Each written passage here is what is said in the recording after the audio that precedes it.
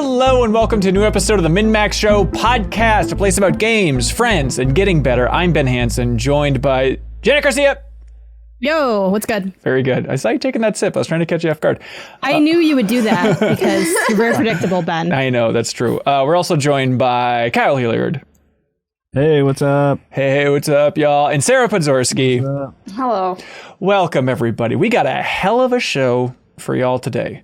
First of all, we're not talking about the GTA Trilogy remaster. We don't have access to that yet. But ideally, I'll be streaming it on MinnMax's Twitch channel on Thursday. So if you're watching or listening to this early, you can check that out. All the archives go up on YouTube, by the way, the unlisted stuff for solo streams. But that's where that's going on. Kyle, are you looking forward to that GTA Trilogy and San Andreas on Game Pass and all that stuff? Yeah, I'm going to get it on Switch. Like we talked about it, I'm going to play Vice City. I'm going to try to beat Vice City because I've never beaten Vice City. Yeah, I'm excited for it too. Although, like, we're talking about it the other day, and I feel like Janet and Sarah, you both are like, you're getting that on Switch? Are you nuts? Why would you play that on Switch? But like, that's the fun just thing. Seems weird. To me, it seems like Switch. a PC type game. Yeah, I know, but like, it's going to be charming to play a game like San Andreas on the Switch. It's like that fun novelty. I'm not trying to run this thing in 4K. Like, the point isn't for it to look good. So at that point, put it on the Switch. It's a PlayStation 2 game. You guys know this, right? There's just some games that I feel like I need to be sitting at a desk for, right? And I think for some reason that's one of them. Weird. And and then some games I can see myself like on a couch reclining, playing on my Switch. It's weird. There's like a separation. I see what you're saying, but like I like the Liberty City stories and Vice City stories on PSP. Like I played so much of that on PSP. Like I love that game as a handheld, you know? Yeah. Okay, but that's not just what we're not going to be talking about in this episode of the podcast. We have some good things to talk about as well. We're going to be talking about Elden Ring. Kyle, show us your hands. These hands, ladies and gentlemen, have played Elden Ring and they're shaking. They can't stop shaking. We're going to be talking about the Animal Crossing big update. We're going to be talking about Jurassic World Evolution 2, Dinosaur Sim. Then some great community questions. And in the back half of the show, we're going to be joined by Matt Winter. A name you might not know, but you should. Matt Winter was a generous donor during our big Extra Life stream. He donated to charity to Gillette Children's Specialty Healthcare in St. Paul, Minnesota, so that he could be on the MinnMax Show podcast. So this is a very, very generous person. Also, I don't know anything about this person. It might be chaos. We don't know what the back half of the show is going to be like, but when they're this generous and they're helping support a children's hospital, they have to be good. So look forward to that in the back half. And for anybody seeing this for the first time, I ended up shaving my head for charity for Extra Life as well. We streamed for 25 hours, kind of broken up into different chunks where Game Informer kind of tackled a chunk, I tackled a chunk, and then we had the final leg, the final 8 hours. It was in the MinnMax studio. And it was like myself and Leo and Ben Reeves from Game Informer, and then Jeff Cork, formerly of Game Informer, Joe Juba, Blake Hester. It's kind of a rotating crew just staying up all night, and it was super fun. You can find that full archive on YouTube, but we ended up raising over $52,000 for Gillette Children's Specialty Healthcare. So thank you so much to everybody who tuned into that stream, who donated. We gave out codes to people who donated as well. So Ben Reeves is finishing that off, but they should all be out the door, and your auction items are in the mail, everybody. So thank you for your donations. That was super fun. And thank you to Andrew for donating $2,000 for me to cut off my curly locks. And then not only that, Kyle, we cut off the massive hair and then put it on Joe Juba's head, on his gross bald head, just to get nasty for the kids, you know? Should you really be saying gross bald head at this point, Ben? Like, this just seems like those who live in glass houses should not be throwing stones. Optional bald heads. Okay, we have a community kickoff question here. We took one question from the back half of the show, drug it towards the top. This is from Brandon Loveseed. You love to see it. He says, what is a gaming quirk or habit you just can't get rid of, even if it doesn't make any sense? For me, it goes back to Mario RPG, which had timed attacks where if you pushed a button at just the right moment, your attack would do more damage or you could do another jump. I do this in pretty much every game, even though it doesn't do anything. I love that. I know exactly what you're talking about. Because I think mine is a similar thing where like I learned playing Pokemon Red and Blue, the fact that if you hold B and up, that you have a higher chance of catching Pokemon when you're catching them in the Pokeball. And then, even though that's nonsense, I still instinctively do that when playing Pokemon games. Like, well, gotta hold being up. And it's just like this fun, nostalgic, empty gesture for me. But does anybody else have any weird gaming quirks they can't get over? Saving and then immediately saving one more time. Just in Yes. case. So that the save really takes, and then having like a bunch of save slots. It's also it's funny because it's like, I'm not trying to get rid of this quirk. I think this is an insurance policy for me at this point, and it drives me up the wall when I see people playing and they have unlimited save slots and they're only using one. It's horrific. No, why? I don't know. I don't want to think about it too much. I don't want a big list. It gets confusing. I just want the one place I need to go. But it's nice because if you ever go back to that game, you can be like, oh, I liked chapter 4. I want to see what that thing was like. I always say I'm going to go back, like in case of emergencies. Right. And then I never do. But I have like 20. I do one per chapter is how I usually organize my saves. That's smart. Yeah. But I was like a save insurance person. And then I played the Resident Evil 2. And at the end of the game, it was like, you did 60 saves. And I'm like, and it shamed me for it. It was like, I can't believe you saved 60 times. Like, oh, what were you so scared of? And it's like, excuse me, like, don't shame me for, the fact that I have saved like twice because I get a little scared. So then whenever I got scared, I would save. So there's 60 saves. That is a very specific gaming thing, is save shaming. Like, I always just think of like Psycho Mantis and Metal Gear Solid, like, oh, you save often. It's like, yeah, what of it, bud? Like, come on. My quirk, this isn't like a button quirk, but is like picking everything up. Even if I know I don't need it, if I can pick it up and put it in my pocket, like I will. Yeah. So my inventories are always a mess. It's always horrific what goes on in my inventory, but I literally cannot stop. And it's just fun to pick things up in games. I think that's what it comes down to, right? In Skyrim, you were walking around with like 20 cheese wheels. Do I need them? No, but they were there and I took it. Yeah, I get it. I totally get it. I was going to say, like, checking my phone during cutscenes, even if it's a cutscene I'm like really engaged with and want to see what happens, I'll still instinctively pick up my phone. Oh, that's when I want to break.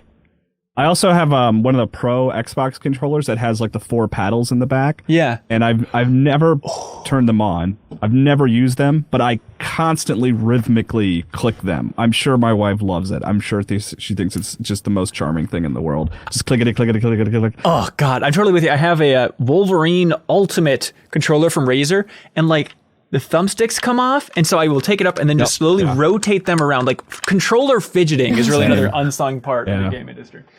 Okay, there we go. The magnetized control sticks, like I don't know why. I don't know how I have not lost them yet. It's insane. Yeah, they're all over the place in the end of a long cutscene. All right, there we go, Brandon. Thank you so much. All right, Kyle, let's get to this.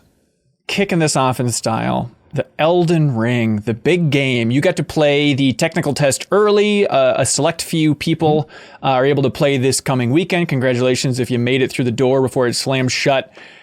You made a video, Kyle. You can check it out on MinnMax's YouTube channel if you want to see kind of some actual footage of Kyle's journey through this game. But I don't know, Kyle, biggest takeaway? What do you got? Give me some Elden Ring juice here. Oh, biggest takeaway is that it is, I mean, I guess I'm like Michael Bluth taking the dead bird out of the refrigerator, where I'm like, oh, this is a lot like Dark Souls. Like, I don't really know what I expected. I guess I thought it was going to be closer to Sekiro, I think. I thought maybe that was their new trajectory. But it is like, to the point of it being disappointed in the opening, like, 10 minutes where you're going through the tutorial. You're in a cave. You're not in the open world. You walk around. It looks and feels like Dark Souls. And I was to the point of me being almost like a little disappointed, but then you step outside, which is like in the technical beta, it's like an elevator that lifts you outside. Okay. And then you get that moment where you're like, oh, okay, this is what makes this separate from Dark Souls, is that it truly feels like you could go in any direction, and it really feels open. And there's things in the distance that look like you can go explore and see, and it's very cool. It's really exciting to feel that way in a From Software game. Yeah, like I saw from gameplay that there's like telescopes around the world. And look, I know you can't attribute everything back to Breath of the Wild, but it is like, it kind of gave me some weird Breath of the Wild vibes where you're looking through that telescope and just seeing things on the horizon you want to get to and stuff. Like, did you, even in this little slice, did you feel like that sense of discovery happening? Yeah, I did. Like, more so than I expected in a weird way. Because I was like, I jumped into the open world and I was like, oh, this will probably just feel like long walks to different places. Mm-hmm. But yeah, you can buy the telescope from the nearby merchant who looks like Santa Claus weirdly. And then I didn't find any telescopes like in the world. I just had one in my pocket that I could look around with. You see stuff in the distance, and you're like, what is that? And the thing is, since it's a From Software game, everything you're seeing is like horrifying and scary and weird. You see these like gigantic, they look like Titans from Attack on Titan, like dragging carts with this like huge group of enemies behind them. I mean, these are all things I said in my video, so I'm sorry if I'm reiterating, but like there was one instance where I just saw like a tortoise, and then like I looked over to the right with my telescope, and there was just this mass of tentacles and I was like, and I could go fight it, I guess. I didn't want to. I was scared of it. There was another instance where I found this giant plant that was like, it looks like it's almost shooting lasers down on you. It like throws up this pollen, and then these like magical spikes will start like shattering around you. And that was just something I saw in the distance and went and checked out.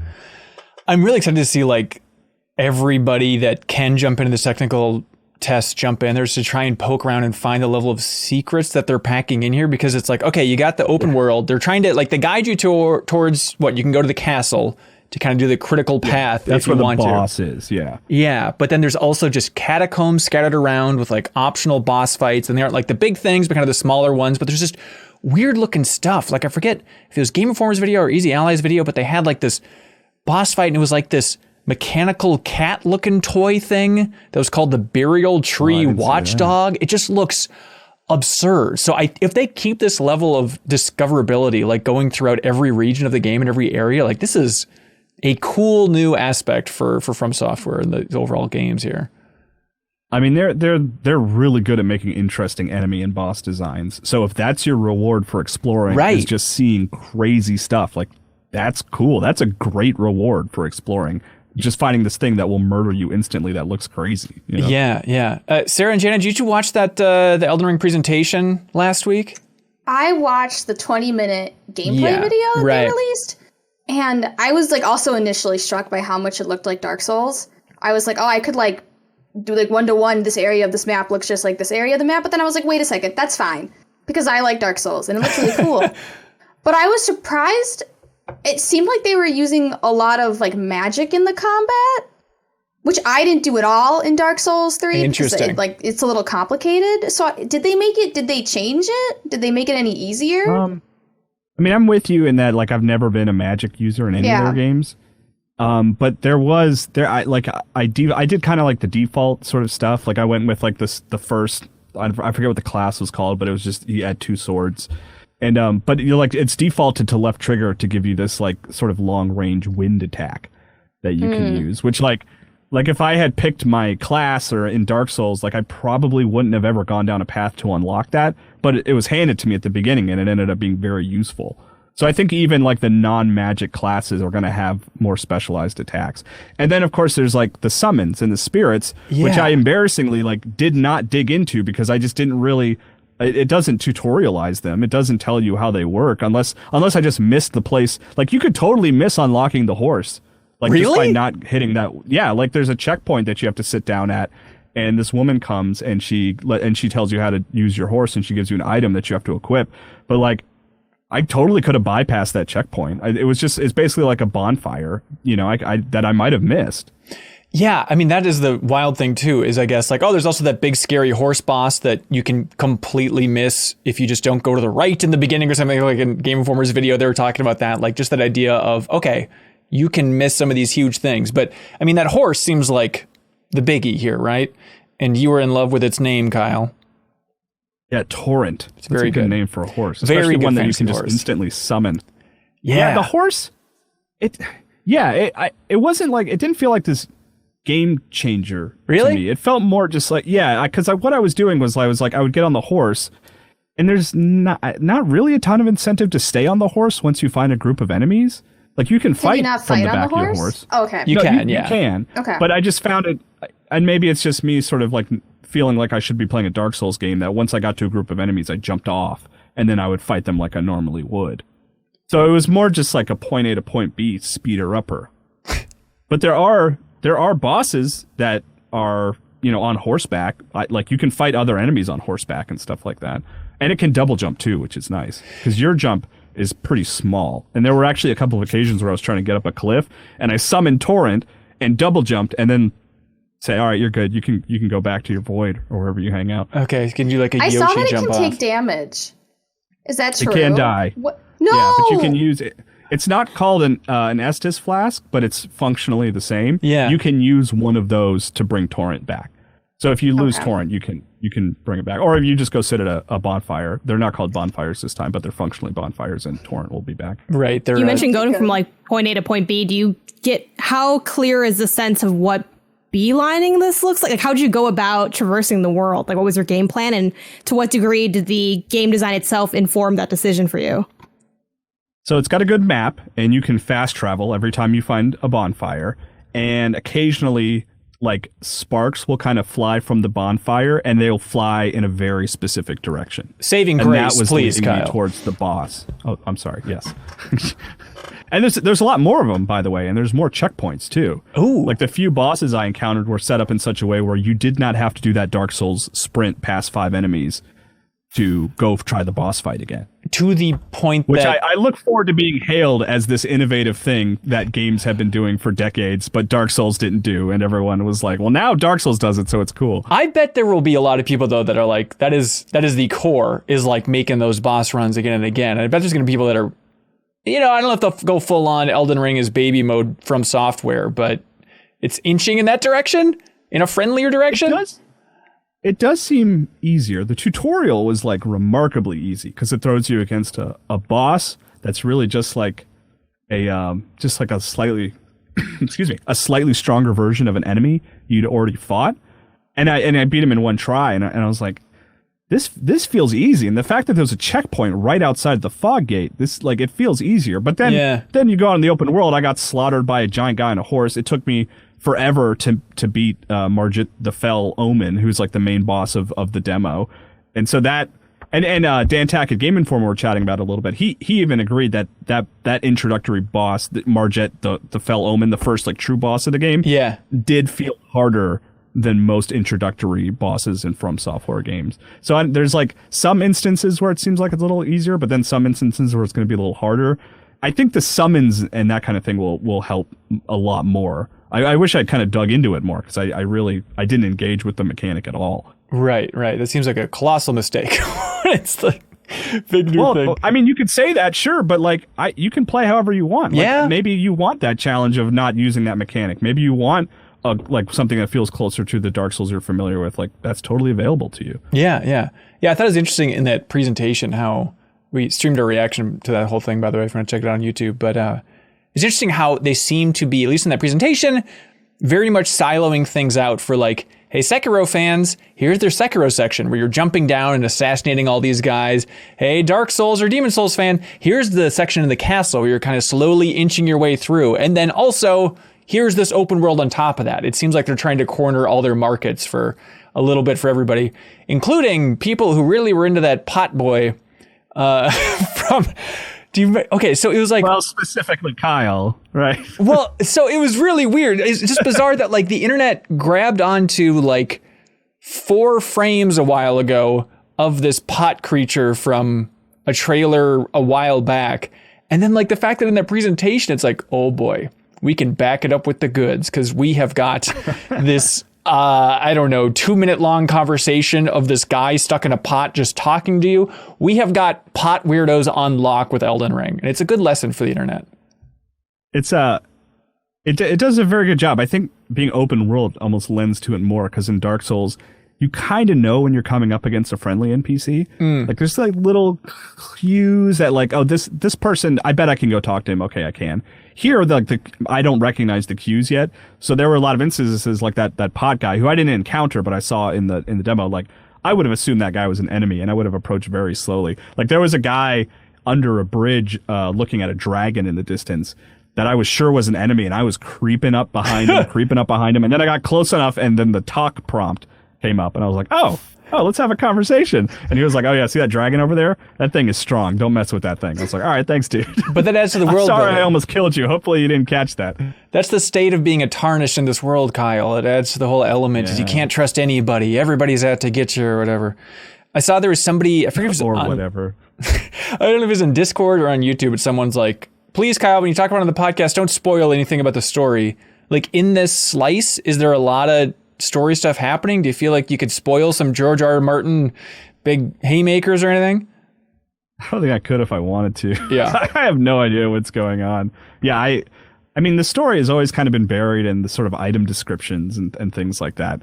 So, yeah, I have no sense of what makes it feel maybe more like a George R. R. Martin story. I have no clue. I don't know what a Tarnished is. I don't know what's happening in that world. Well, do you know what Margaret the Fellowman wants? To not go past them. That's basically what I got from that conversation. He was like, just give up, Tarnished.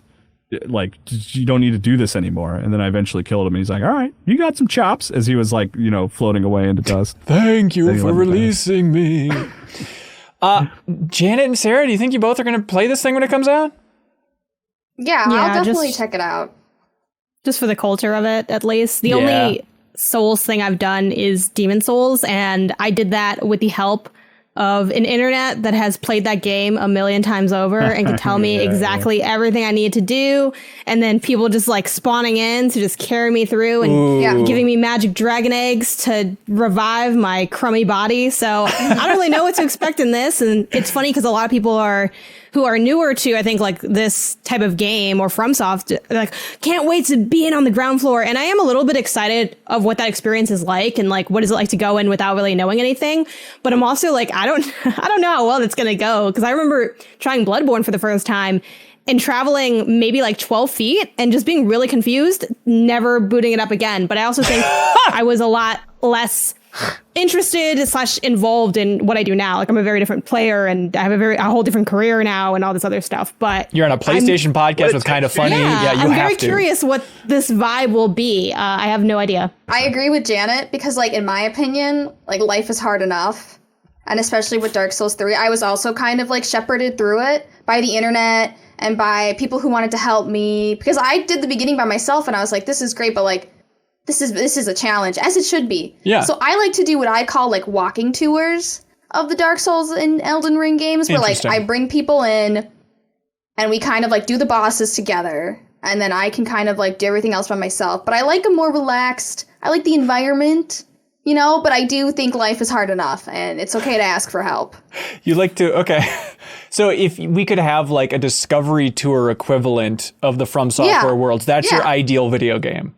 Like, yeah, for me, it's like a guided tour, and for them, it's like an escort quest. Because it's like, if I die, if I somehow, which I was very bad at, like if I don't block something and I die, then we all get kicked out, and then we gotta do it again. Right. So that's like the worst feeling when you're that person who like ruins it for everybody. Or and there's so much fun I had in my time with Demon Souls, where I had a lot of people in my community come through, and that a lot of times, I would be the one who fell, or like I'm like waiting in the back. I'm like, everyone go ahead, because like if I die, I bring the whole team down with me. But then I also had the inverse happen sometimes, where I'm fighting a boss and I'm rolling around 82 times, and I look around and I'm like trying my hardest. I'm like, wait, where's Eddie? Where's that? And then, he's in the chat. He's like, oh, I died already. I'm like, what? You left me out here by myself? It's like my mom left me at the grocery store at the checkout counter. And I'm like, oh my God, I'm fighting like why are there two bosses and it's one boss? I don't know. I feel like that's not fair. I only came with, actually I brought people too, but that's not the point. We're not here to discuss me right now. But also, like, how would you describe like the speed and the movement, Kyle, like compared to like the other games? Can we roll really fast all the time? No, that's why I like Sekiro is my favorite From game, because it's the fastest. You don't have to worry about stamina. You just sprint forever and roll forever. Which is why it's my favorite one. This one, I mean, it sounds dismissive, Janet, but it's Dark Souls. It's not like it's this. It feels identical, like maybe to a fault. Like even the upgrade screens look the same. It all is functionally the same. It's Dark Souls 3 with a jump button. Yeah. Yes, the jump button is unique and the open world is unique, but otherwise it feels identical to a Dark Souls game. And I'm sure there are super fans who can point out a lot of minute differences. But I mean, my initial impression was like this the way the characters move, the speed, the roll, it feels like Dark Souls. Okay, so biggest takeaways from your time playing the game: it's more Dark Souls 3 than you think. Open world is maybe more interesting than you think.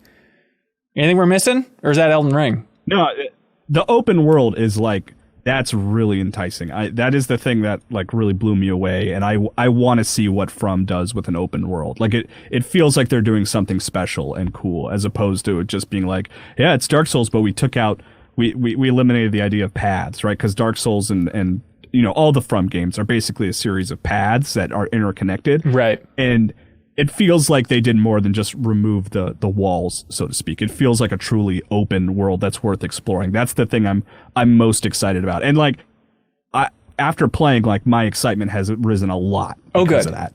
Nice. I like From games. I was planning to play it, but it wasn't like I barely feel like it exists. Like we joked about it so long as not even being a real game. That's Jeff. To finally actually play a little bit of it.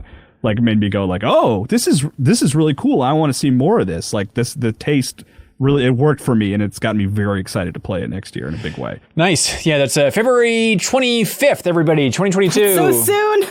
Well, it's coming soon. You can play it on your Steam Deck, which just got delayed, so that's coming out February as well. That'll be a nice pairing. I bet that's going to be a lot of people.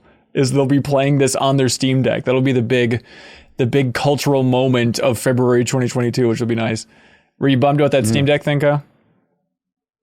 No, I wasn't bummed. I mean, Yeah.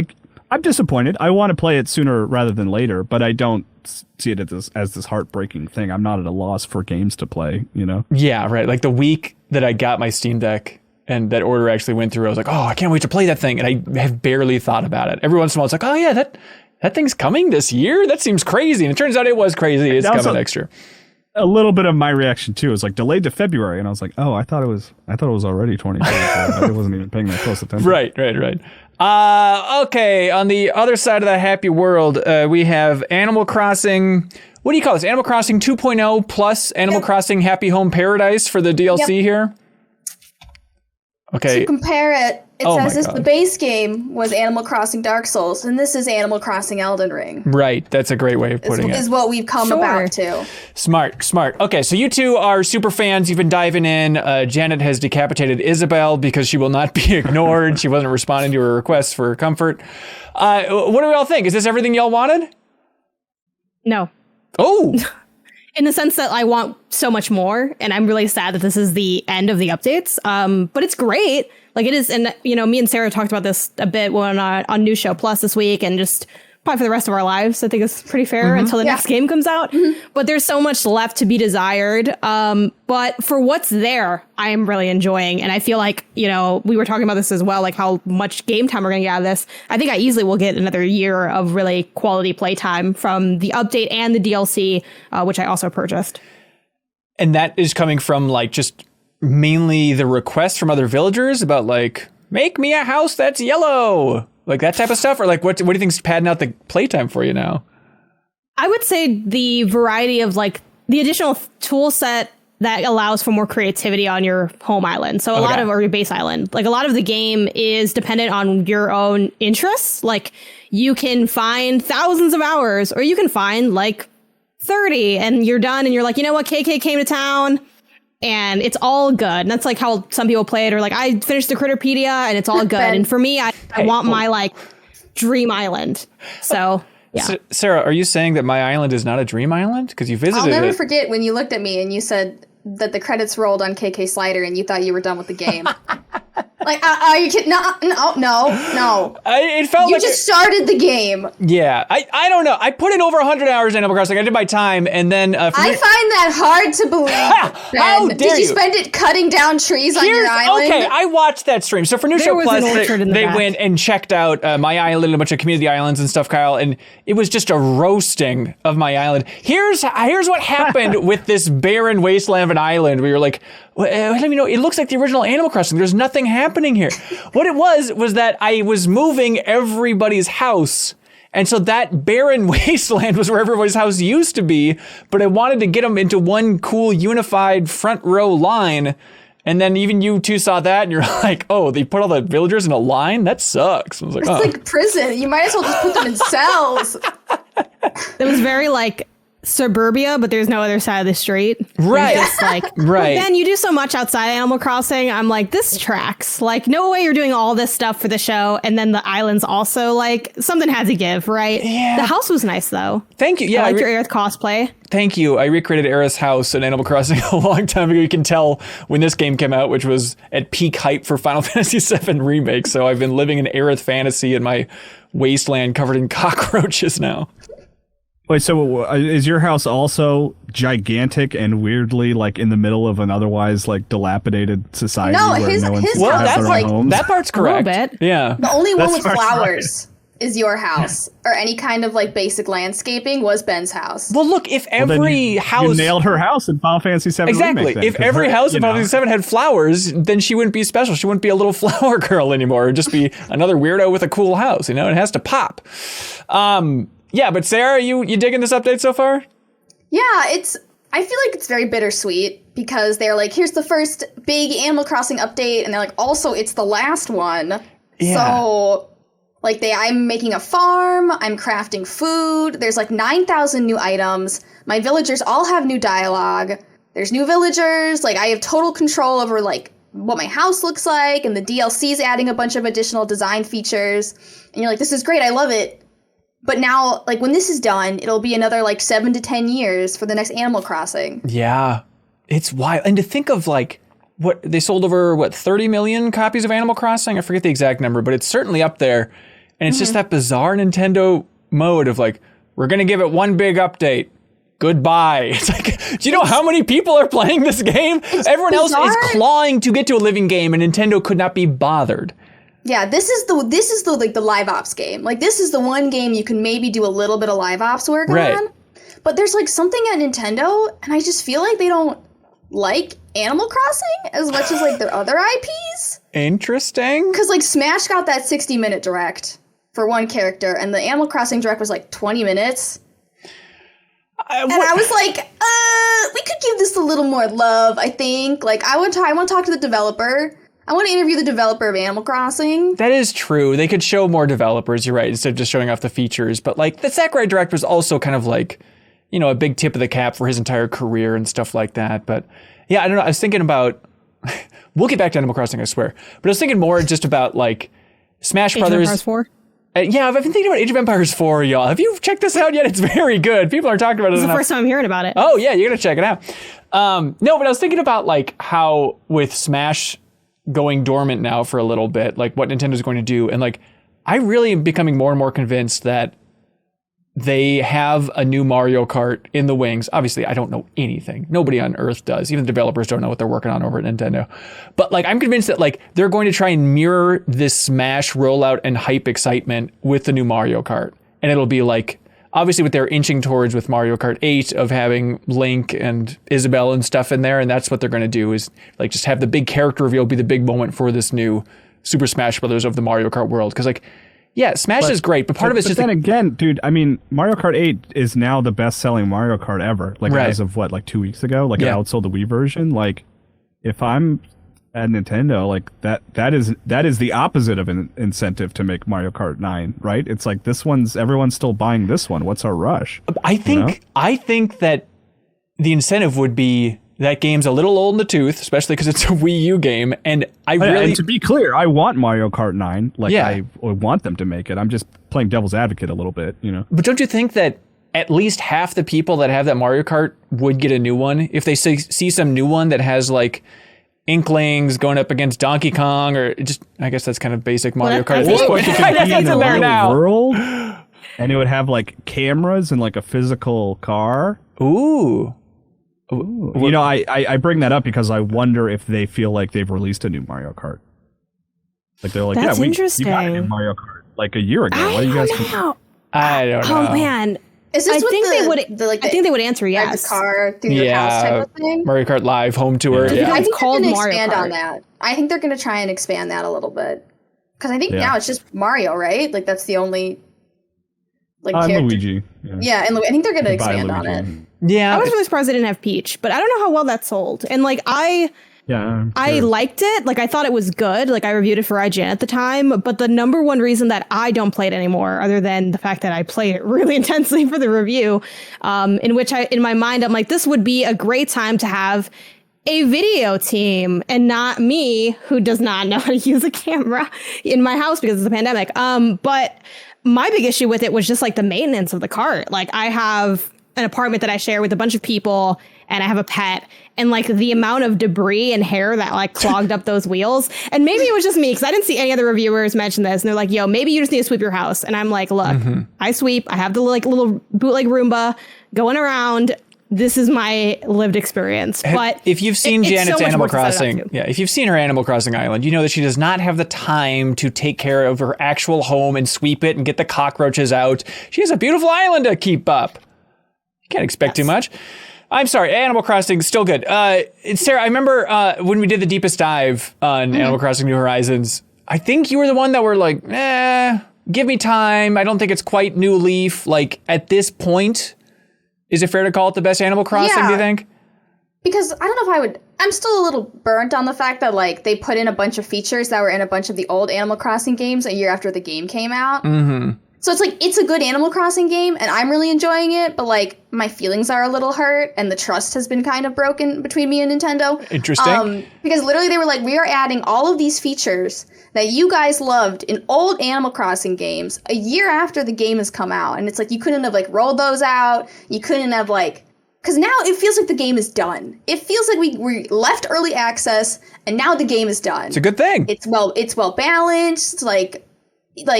There's just new features, quality of life features that should have been in there from the beginning that would have made my life a lot easier. Yeah. When I dumped 300 hours into this game.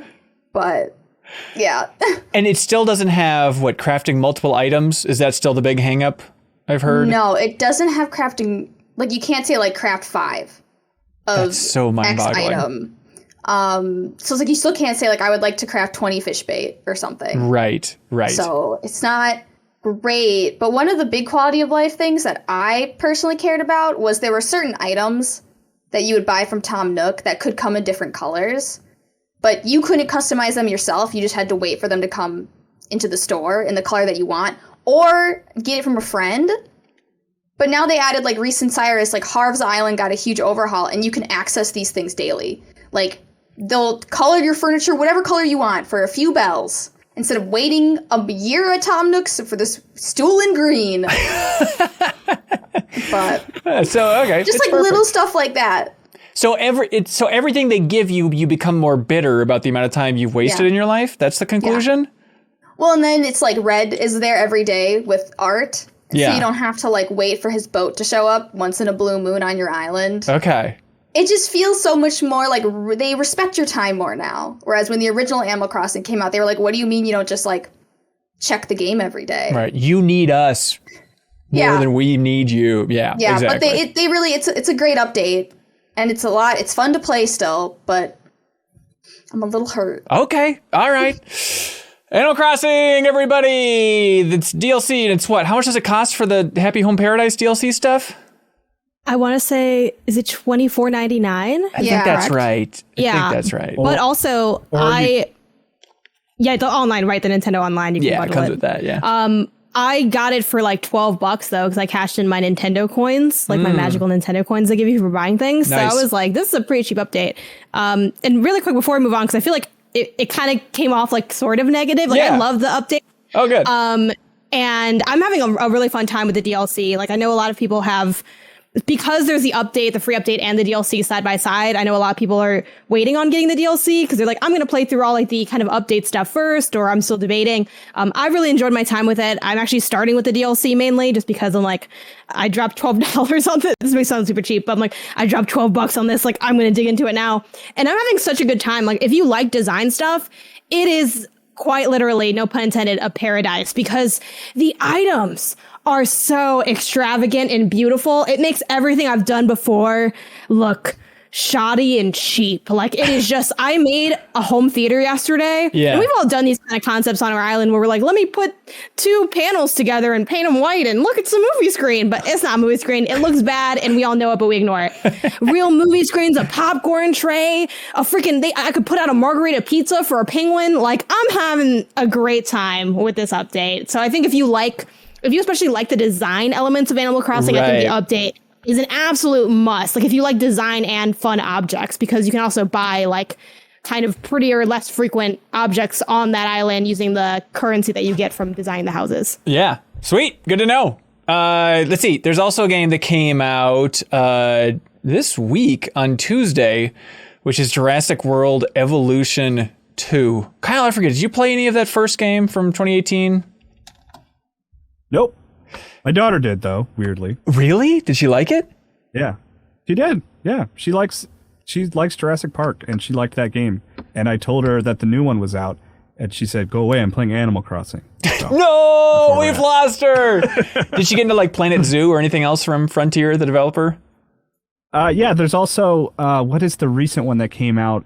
I think it's called Let's Build a Zoo. It's like a pixelated zoo. Yeah. You guys know what I'm talking about? Yep. It's on Steam. She likes that a lot too. Yeah, she likes Sims. That's a blind spot for me. That's not really a genre I like. I think that means she's smarter than you automatically then. Yeah. Good. Okay, good. You be smarter than me. You just gotta watch and see if she's like putting the dinosaurs in the same cage and watching them fight. That's what I did with Zoo Tycoon. I was like, cage match. Hell yeah. This is spoilers for my time with Jurassic. Is that what you've been doing so far, Jana? It wasn't on It was not on purpose. I did not think it through. They said, I feel like we're getting ahead of ourselves here. No. But they said bring the dinosaurs to into like the little cage. I totally know the part, like in the campaign. Areas. Yeah, the part you're talking about. Yep. Yeah, and I was like, cool. I took one.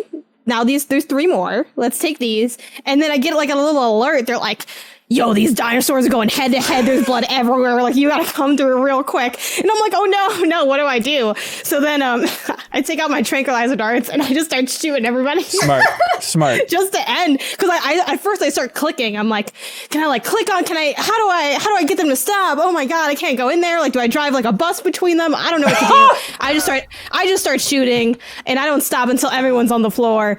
And then meanwhile, while I'm shooting these dinosaurs, the next dinosaur is coming in because I forgot I ordered the other ones to get flown in. And I'm like, no, don't come in here. It's a bloodbath. Don't look. Look away. I'm here dragging. I'm like, I need you to transportation vehicle. Stay where you are because I need you to drag this other one into this other area. But wait, there's no fencing here. You're just going to run into the wild. So I'm out here putting down fences. There's no door. Everyone's dehydrated. There's no there's no environment. There's no home. I'm out here taking animals from their natural environment and bringing them to this dilapidated wasteland of my own creation. So that's been about the first 90 minutes or so I spent with the game. We got it together though. We got the passer going every which way. It's connected, but only technically, it's been a lot. Now you're John Hammond. Yeah.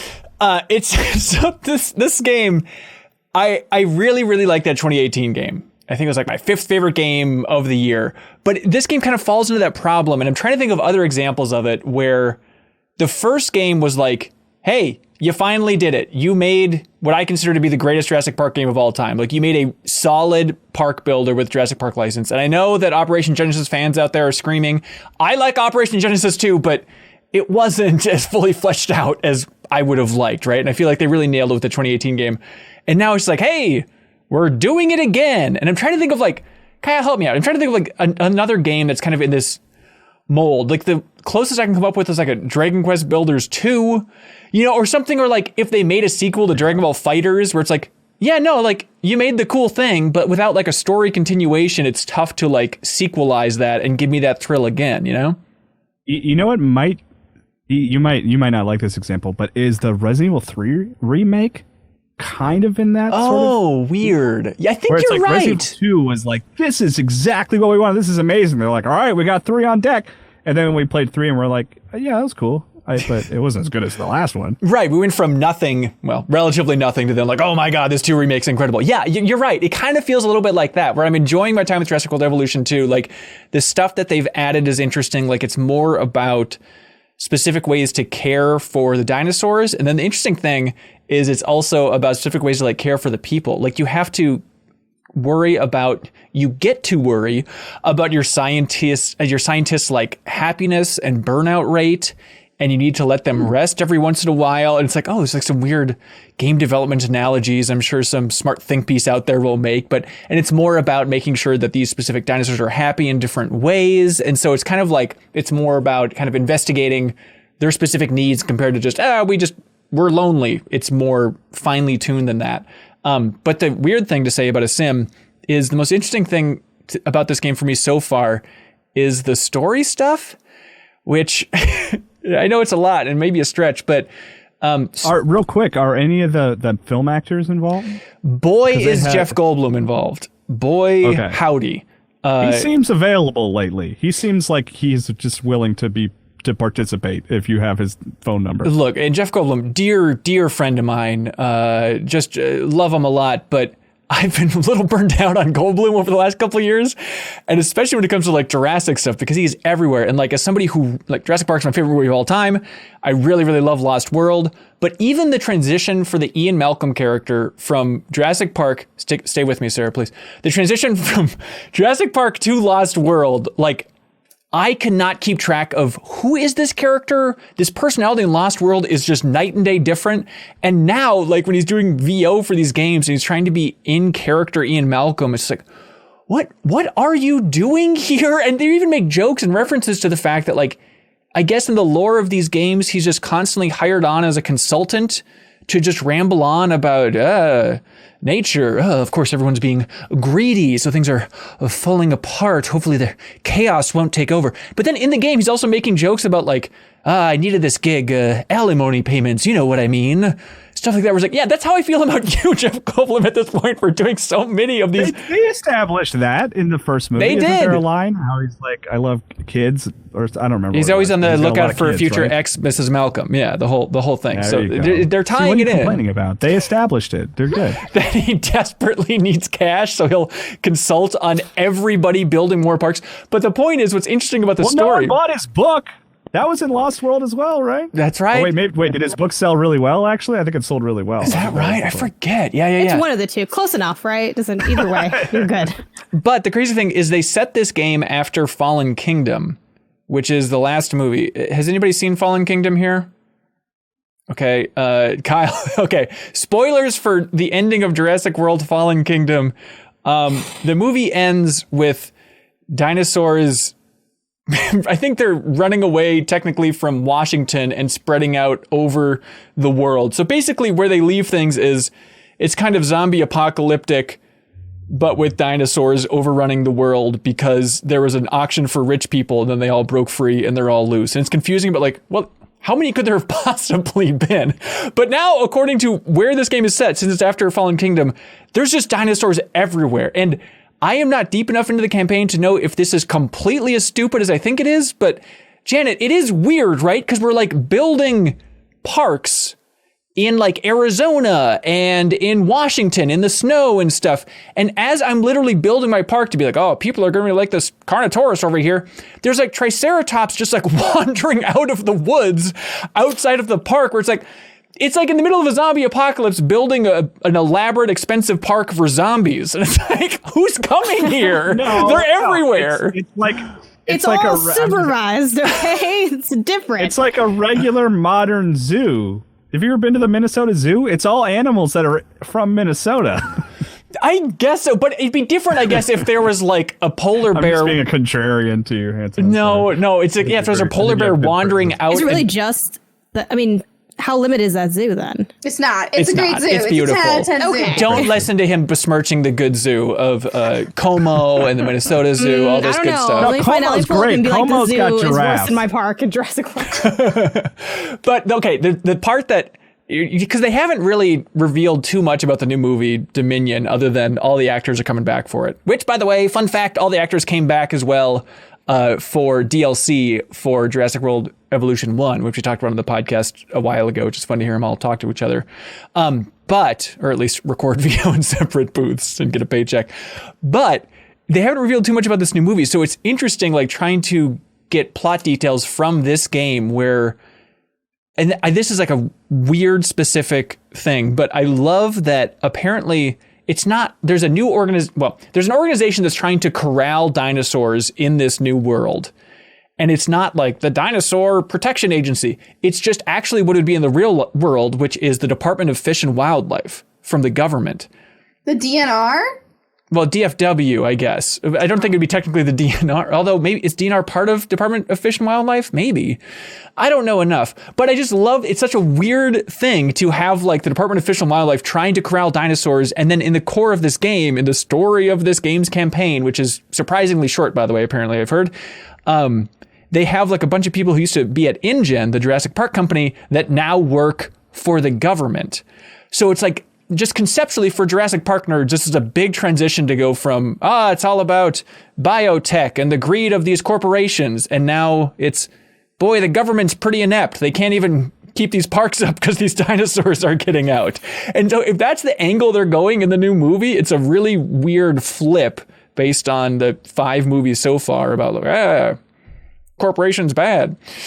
Anyways, it's weird. Owen, the character from Jurassic World, played by, of course, our dear friend Kris. What's his name? Chris Pratt. Yes, I'm sorry, Garfield. This is the one thing that he's not voicing. Chris Pratt. He's not in this game. They have their sound alike for him, and it's like a reminder of, boy, I don't understand who this character is, and I don't know if Universal does, because it's just like he's cocky. I don't know his personality from the films, and this game is also confused about it, but it's all in there. So they have they also have like chaos theory, like a chaos theory mode where it allows you to like recreate parts of the movies and stuff like that. So you can jump to any of the movies and kind of like, here's Lost World. We're actually going to build up Jurassic Park San Diego on our own and get it right this time. And Ian Malcolm would be there saying, hey, I don't think we should build another Jurassic Park, which is the core of his VO over these 2 games. But I think that's a more fun experience than the actual campaign, which is just a lot of listening to, a Chris Pratt sound alike monologue. But I like those kind of chaos theory things. So it seems all right from what I've played so far. And end scene on Jurassic Park Talk. Wait. Can you feed people to the dinosaurs? And open it back up. I don't think so. No, you can't. They can get out and like attack people, and I think they can kill people. You can't even like drop them in? No, you can't like have a goat feeder, but it's just a human being. It's not quite as free form as that, I don't think. But like one thing that was decent about it, and it wasn't exactly like my kind of game, but I haven't done a lot of like sim stuff. Obviously I play Animal Crossing, but this is kind of a different thing because you have all these things to keep track of. The only other like sim experience I've really had of this ilk is original like Sim City. Okay. Like I went to go play Sim City because I was doing a project of like, top 100 games. Let me see. People put Sim City on this list. How is it today? And I'm like, I don't understand any of what you're communicating. Sure. And all the guides are written before there was formatting on the internet. This is a lot more, it made me understand like the genre a little bit more because I think they do a good job laying out what you need to develop your areas. But no, you cannot be too chaotic. They're really like stepping back because Planet Zoo, you couldn't kill people either. And that's the fun. I mean, that's what you want is like to make roller coasters that'll destroy people. Yeah, there's nothing better than when a guest complains like dropping them into a pit of orcas. Yeah. And then watching them go like... That's good gaming. Like, guest 45 died and you're like, good. They shouldn't have been hungry. That's right. Yeah. Oh, I saw... Well, I understand, Sarah, my understanding for the game that I mentioned earlier that came out recently, Let's Build a Zoo, is that you can actually sell like the animal meat on the black market if you want. What? From your zoo. So that might be more your style. Okay, I'll check it out. I'll check it out. That's wild. I had no idea. Jeez. It's fun the way they present it too, because it's a really like fun and energetic trailer, and then it cuts to black, and then like a Marvel Cinematic Universe post-credit scene. It like shows this like underground factory selling exotic meats and stuff. What the hell? That's insane. Okay, we don't need to focus too much on this, but I need more people in my camp. Like Janet and Sarah, have you been enjoying Forza Horizon 5? Because last week, these fellas... It's such good, dumb fun. Oh my God. Oh, thank you. It's so much fun. I'm free from this prison of hatred from Kyle and Leo. You're acting like we said it was bad. We just said I'd rather ride a bike than drive a car. It was like ultimately what it came down to. My memory of that segment is I asked you about your time with the game so far, and then both you spit on your webcams, and we just kind of moved on. God. I don't know how to describe it, but the vibe of Forza Horizon 5 is the same exact vibe of Just Dance.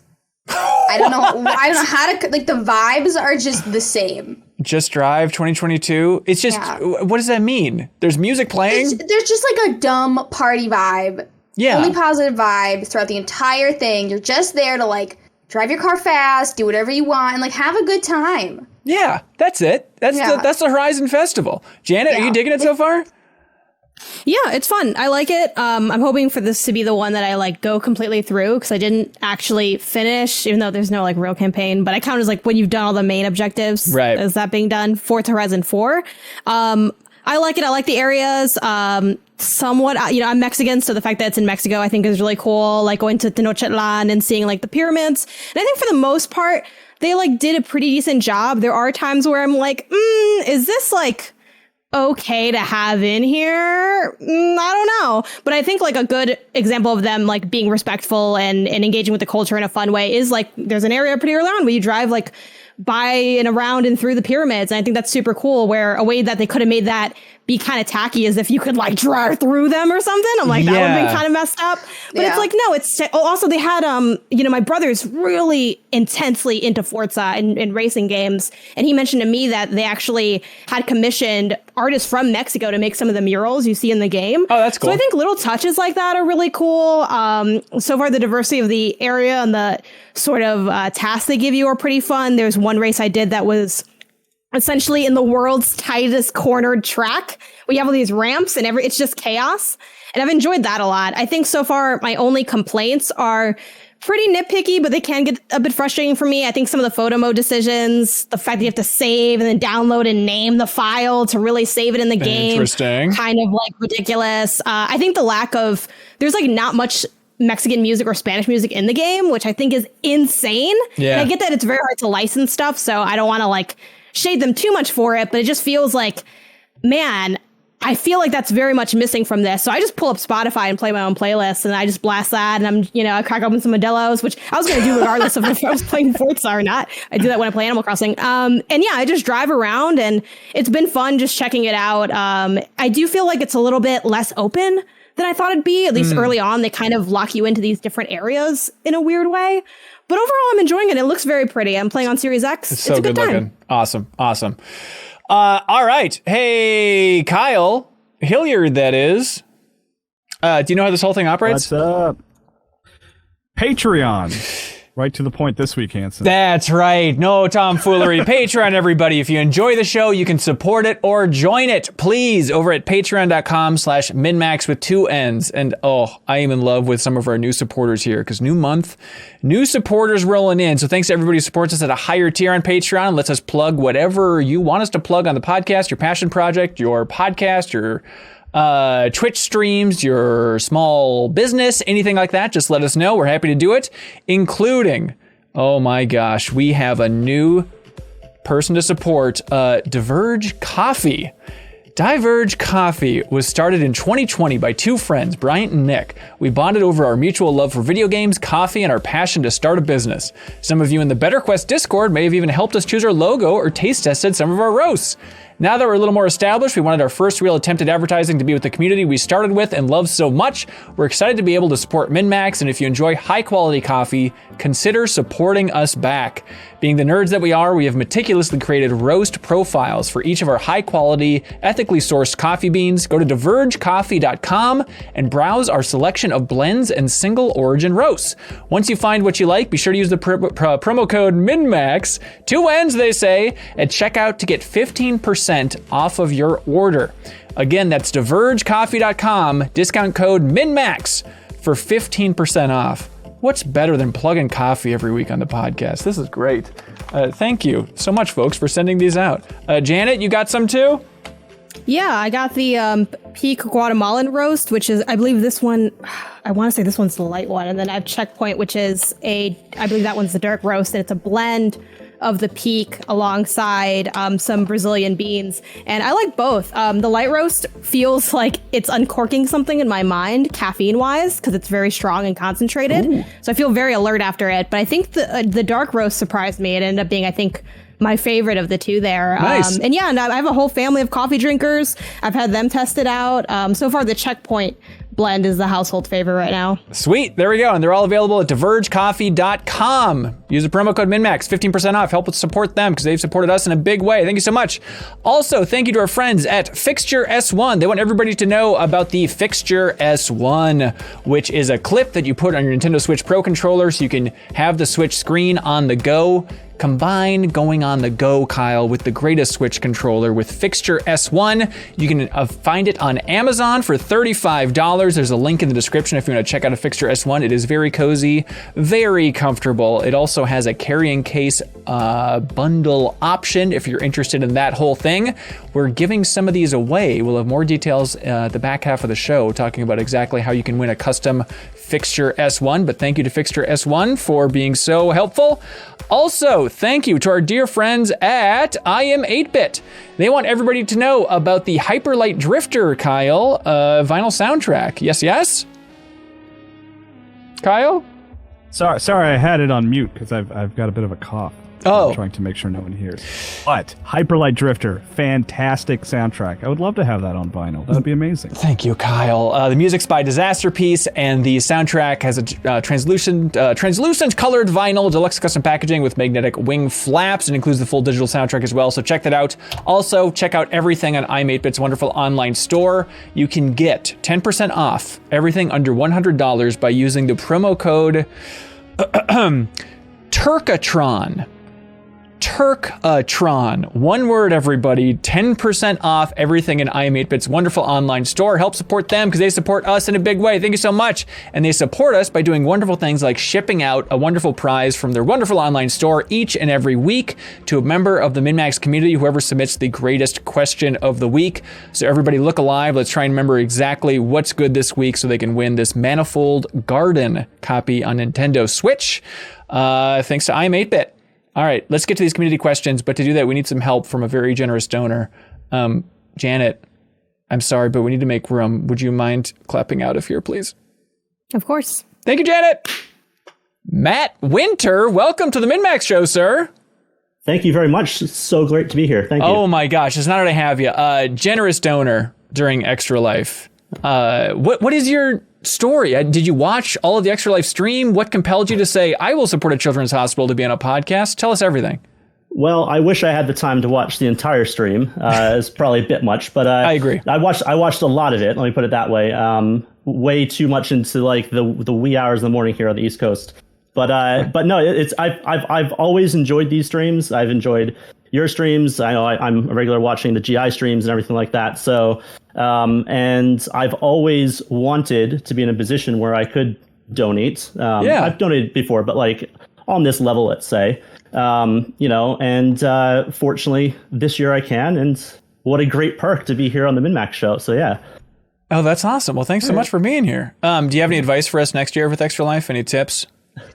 Well, I think it'll be interesting to see exactly what the situation is. I mean, I know that from the MinnMax perspective, you guys were actually in studio for part of it, which probably makes a big difference, right? Oh, so, yeah. I think that we'll see where the world is. But what I love is just how much you include the community in everything that you do, obviously, the name of the game is to get people to donate for these things, but just the lengths that you'll go to is just impressive, and it really just draws people like myself into it and makes me want to watch and makes me want to be a part of it and all those things. So keep doing what you're doing is my message. That's very sweet. Yeah, it's really fun to we've done Extra Life. I mean, Jason A. Stryker started doing it Game Informer, and then Tim Turi really helped him out in a big way. And then I started doing a lot back in 2014 or something, maybe 2015. But it's just been fun every year to have these iterations and just to try and learn lessons from the previous year. And you realize some lessons that can be carried forward through Patreon and then also just even on Twitch of people just want to impact the stream. So what's the cleanest incentive we can have to have their donation make an impact on what's happening? And so just stupid stuff hey, donate $50 and we'll have a dance party. We'll all dance like idiots. You can choose the song, whatever goes, right? And so many people did that. We ended up raising $3,500 just from people donating for $50 dance parties. And it's yeah, I'll dance in my seat for 20 seconds to raise $50 for charity. This is a piece of cake. So it's just really fun to try and like get better and better and better and more clean about like what's the best possible handshake we can have for charity here with the community. And so hopefully folks enjoy it. Absolutely. And I think it's interesting to see, to your point, the iterations over the years, because I remember, correct me if I'm wrong, back in the day, Extra Life was just like, hey, we're going to stream us playing this game for this time, right? Yep. And now it's, you know, again, that more community feel and, you know, all these crazy like tiers and dance parties and eating chili peppers and things you probably shouldn't do and that sort of thing, which is just, it's wonderful, right? It's great. And it brings you in. So I love it. Can't wait to see what's next. Oh, that's very sweet. That's very sweet. Well, hey, we have a bunch of community questions. And you were like the wisest mind in gaming. That's how you pitched yourself, right? Something like that. Okay, great. Well, you can help us answer all these. John Richards writes in and says, hey, everybody, when you were younger, did you have that one friend who was absolutely and effortlessly amazing at video games? Or were you that person? I was absolutely not that person. Yeah. I don't know. Does everybody have a friend like this? Is that the go-to? Yeah, his name's Jim Ellis. And he beat Ninja Gaiden like on the hardest difficulty, and he would just absolutely destroy us all at Halo to the point of it not being fun anymore. So we just stopped inviting him. That's interesting. No, I love Jim. He's still around. Do you think it hurt him socially to be so good at these games? No. Jim was great. Like I'm joking. We didn't kick him out, but he was like everyone just tried to be on Jim's team is what it always came down to. You know. What do you think? What's his secret? What's Jim up to? Is he just perseverance? Just working, I don't know. He wouldn't put a game down until he like beat it on the hardest difficulty. I was happy to put it down once I beat it on normal. Yeah. Every once in a while, I kind of want to go back and like just see everybody that I thought was super impressive at games. If I saw them playing now, would it just be laughable? Like if I saw my uncle playing Mario 1, I probably was wowed back in the day, but I'm sure he made it to like the 3rd level. I'm like, that's possible? I'm sure it's just like embarrassing, but you think everything's impressive when you're a stupid kid. Yeah, I mean, I have friends who are better at like certain games. They just have a better game sense than I do, to be quite honest. But like, I know that if I went to their Animal Crossing island, it would be like the equivalent of like a mattress on the ground. Okay. So like everybody to each their own, right? Everybody's good at certain games. You're not all good at all games, but it's like, are you good at the games that are impressive to be good at? I think is mostly the thing. Because like nobody cares if you're really good at like, you know, Animal Crossing. There's a very small people, but it's like, then there's like competitive. Are you competitive? Do you compete? Right. Like, yeah, it is. I guess like the Ninja Gaiden reference. I don't know. That's kind of like maybe an old school thing, but I don't know if it's as impressive now. Well, I guess I'm trying to think of even like From Software. I'm talking about the Ninja, the Team Ninja one, by the way. Oh, like Ninja Gaiden Black. Yeah. Oh, yeah. I see. No, not even Black. Before Black, that Black had the was it Ninja Dog mode that made it easy in it. Oh, I see. Pre-Black. Okay, gotcha. Matt, yeah, did you have a go-to amazing friend? I had a lot of friends who like never had a video game console growing up, and then could pick up like Street Fighter and just like kick my ass every single time. Like I don't know why that is, but like fighting games in general, I found people can just like switch on or off, and it's the same with racing games too, actually. But yeah, that's always bothered me. Are they just hitting buttons randomly, just button mashing and through Probably. fighting games, and that's it? And they seem impressive. Like yeah, probably. It just kills me when I play fighting games with my nephew and he's just like bang, bang, bang, bang. And every time he beats me and I'm sincerely trying to win, I feel like I need to call up Capcom to be like, this is broken, you guys. You got to do something about this. Yeah, it needs to be a penalty. Absolutely. I stopped buying fighting games for a point because I was like, I can practice and I can do like spend hours trying to get like as good as possible. And then like somebody will just come in and like push buttons randomly and get lucky, right? With the exception of Smash, perhaps, but yeah. Right. But I assume there's some way to counter it if you're actually good at these games. I think you can go up against Daigo or whatever and just mash buttons, but still, I still have a tough time every once in a while against those idiots. Josiah writes in and says, hey, Ben and the MinnMaxers. Growing up, my brothers and I spent a lot of time playing movie tie-in games. You know the ones, those games that were usually rushed out the door to coincide with the release of a newly animated or kid-friendly IP, but not for the reason you'd expect. Some of those games included multiplayer mini-games, and we were often desperate to find some new games that allowed us to play together. So my question is, what are some mini-games that you enjoy maybe even more than the main game? So are these like movie games? I think that was just his example. Just opening the floor, okay. Opening the floor, just wide open. Mini-game is better than the main game. I think all of the Yakuza mini games. I'm talking like Pocket Circuit Racing, the Hostess Club, Like that's what got me through the main game, is just being able to like further myself in the pocket circuit racing. Right. So it's just, okay, there's some weird tissue that's interconnecting just all these little different experiences. Mm-hmm. Yeah, I think that's interesting. All right, maybe there's a case to be made there. When I read this question, my mind went to Triple Triad in Final Fantasy VIII. Yes. I just spent probably way much more time playing that than the actual game, or enjoying it more than the actual game. And it's so much better than Tetramaster, I think. From 9, like hands down, right? Also, poker and Red Dead Redemption. I spent hours playing poker. Just playing poker, right? It's just so much fun. Totally better than in 2, that's for sure. Oh, really? Yeah, well, you couldn't cheat in 2, so it wasn't as fun. Oh, that becomes less fun. Yeah, I mean, speaking of GTA, I remember like really getting into video poker in GTA San Andreas.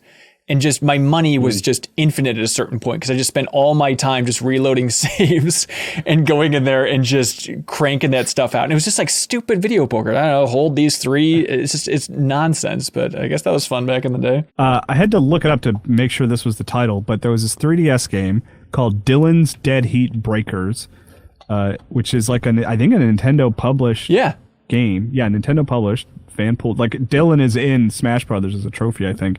But not like, anyway, it's this action game where you're like an armadillo who can roll around, and most of the gameplay is like doing this on the bottom of the 3DS screen, where you're like swiping up a lot to make him roll. Yeah. But between those action sequences, you would run a store. And what that meant was like you had to stay behind the counter to ring people up, which meant like actually, putting in amounts and stuff like that. And then when it got slowed down, when there weren't that many customers, you would walk around the counter and just go rearrange everything on the shelf to make sure it looked nice. That's good. And that was so much more engaging than the actual action part of the game. I enjoyed that part of it so much more. That's the part I remember. Is that game out, Sarah? This seems up your alley. Is that game out yet that I saw a while ago, where you're like straightening pictures that are hung on the wall and stuff? Oh, I don't think it's out yet. Okay. I know the one, the wholesome game where like you basically just organize things and you make things like satisfying, like you move the pencil into place. Right. I do not believe it's out yet. Okay. God, I gotta remember the name. Anybody watching us live, by the way, help us out. Tom Blackburn writes in and says, "Hey, Matt Winter, how different would your life be if your last name was actually Summer?" That's a great question. Thank you. Yeah, I think I don't think it would be different at all. I think that I would have less Game of Thrones references pass my way. So maybe it'd be less engaging because of that. I don't know. I wouldn't have been able to put "The Winters Are Coming" on our wedding save the date card, which I thought was pretty cool. That's very good. So yeah, actually, it's probably a good thing that it's winter. Yeah. All right. Good. That's good. Yeah. Summer. What do you got? I don't know. That's a first name. That's not a last name. Yeah. Thomas. What's that? I said, is Summer a first name? Yeah, according to the 500 days. Rick and Morty character named Summer, sure. Right? There we go. Thomas Derenek says, "My question is seeking advice and exploration of a topic that often comes up in daily life for, I'm guessing, a lot of people.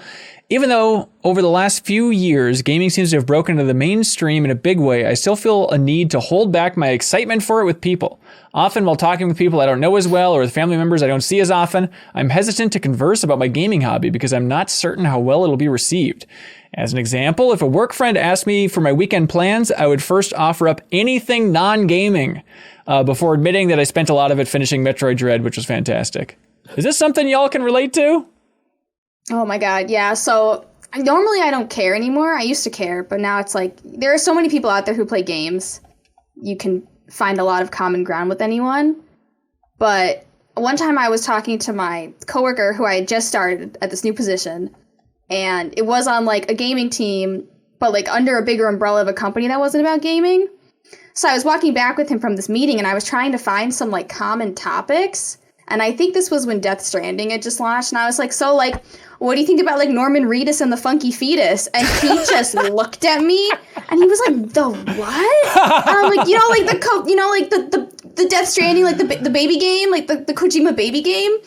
And now I know that he's like much more of a sports guy and he like reads the newspaper. But oh man, I like never lived that moment down. You think you can bond with somebody and you can't even connect on a Funky Fetus.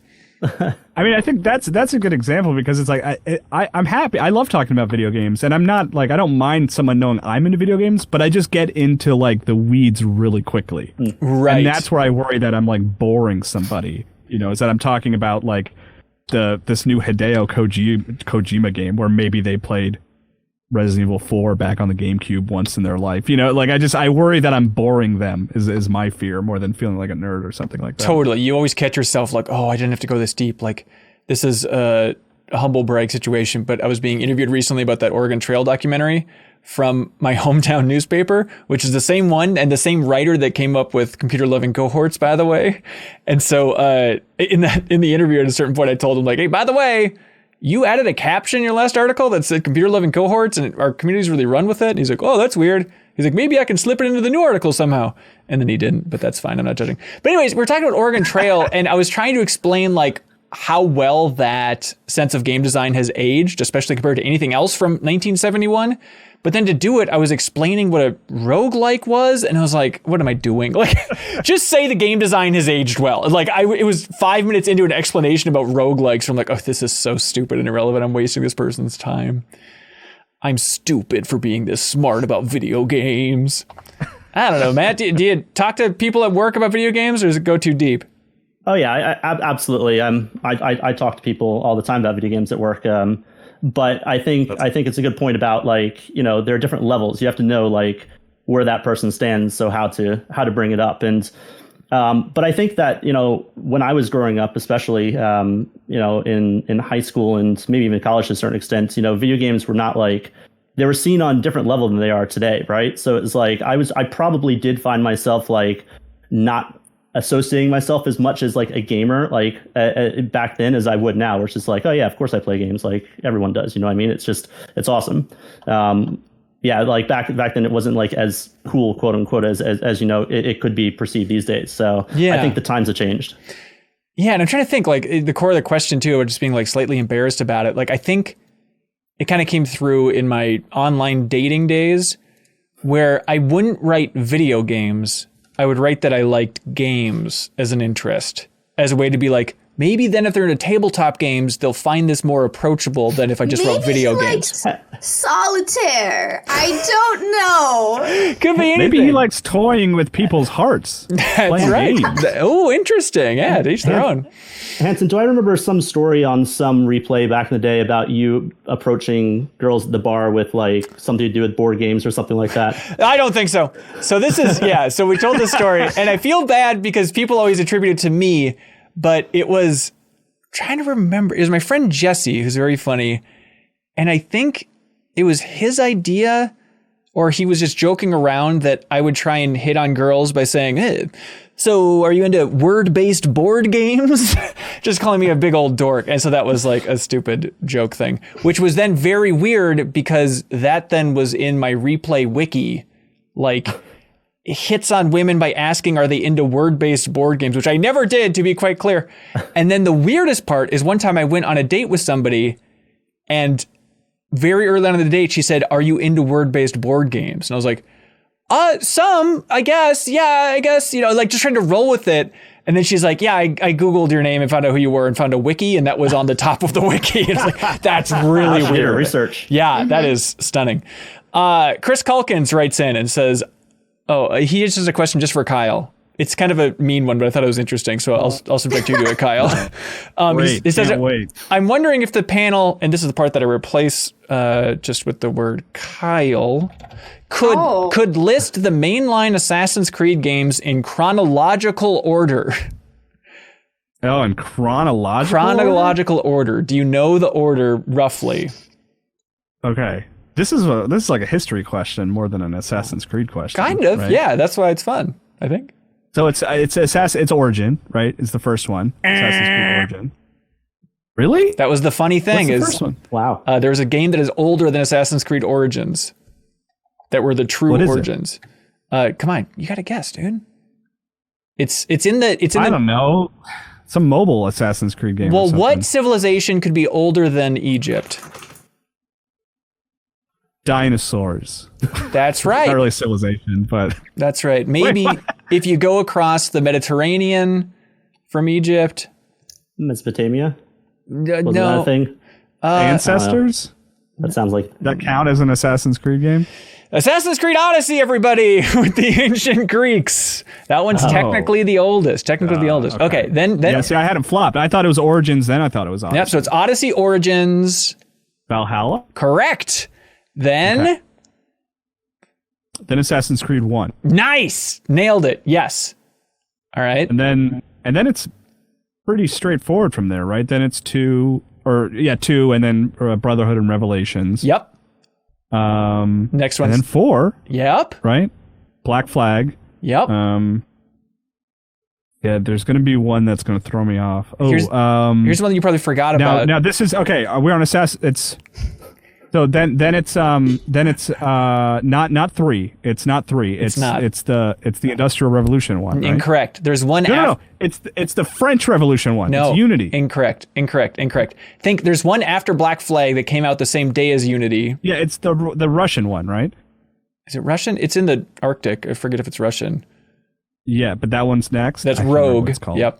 I thought that was after 3 because I thought it was kind of a sequel to 3. Oh no, yeah. So I think I could be wrong. Oh boy, yeah. No, so it's North Atlantic, I think, and then it's 3, then Liberation. All right, Kyle. Now last 2. Liberation, the Vita one. Okay, yep. Yeah. Then then we're getting, and then it's Unity. Then it's Unity. Then it's. And then it's the Industrial Revolution one, which I don't, or the.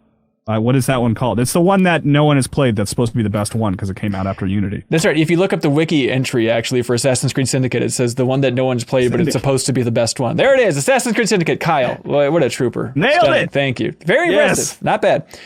Donnie says, hey, friends, if Twitch streaming was a thing in the PS2/original Xbox era, what games do you think would have been popular for streaming? What would you have tuned into back then? I'm thinking San Andreas Shenanigans would have taken the cake. Yeah, I think those games would have been big. My answer was GTA with codes, specifically. Ooh, okay. But don't you kind of need like the multiplayer to keep it really rolling on Twitch? Like, and GTA Online is huge on Twitch. Yeah, but no one watches Dark Souls played on Twitch. Oh, this little sassy Hilliard over here. I don't know. I feel like I'm being mean to you today. I guess that's why I got that Assassin's Creed question. Yeah, that's fine. A sassy Creed question with you freaking answering it, dude. Associate editor on my old business card. That is, you actually had that on your business card. I was thinking I think Halo 1, Halo 2, I think would have been huge on Twitch. I don't know, Matt, you got any other ideas? Yeah, like Metal Gear Solid 2 and 3. I mean, I was watching Metal Gear Solid 3 stream last night. So with Dan? Yeah, with Dan. So everlasting appeal. But I'm sure those games would have been huge up on the list, right? Yeah, it's true.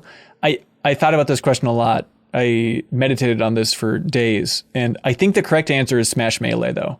Yeah. I think in that generation, I think Melee would be number 1 on Twitch. Kyle, you're squinting a little. Disagree? Well, I'm trying to remember what I would watch friends play a lot during that era.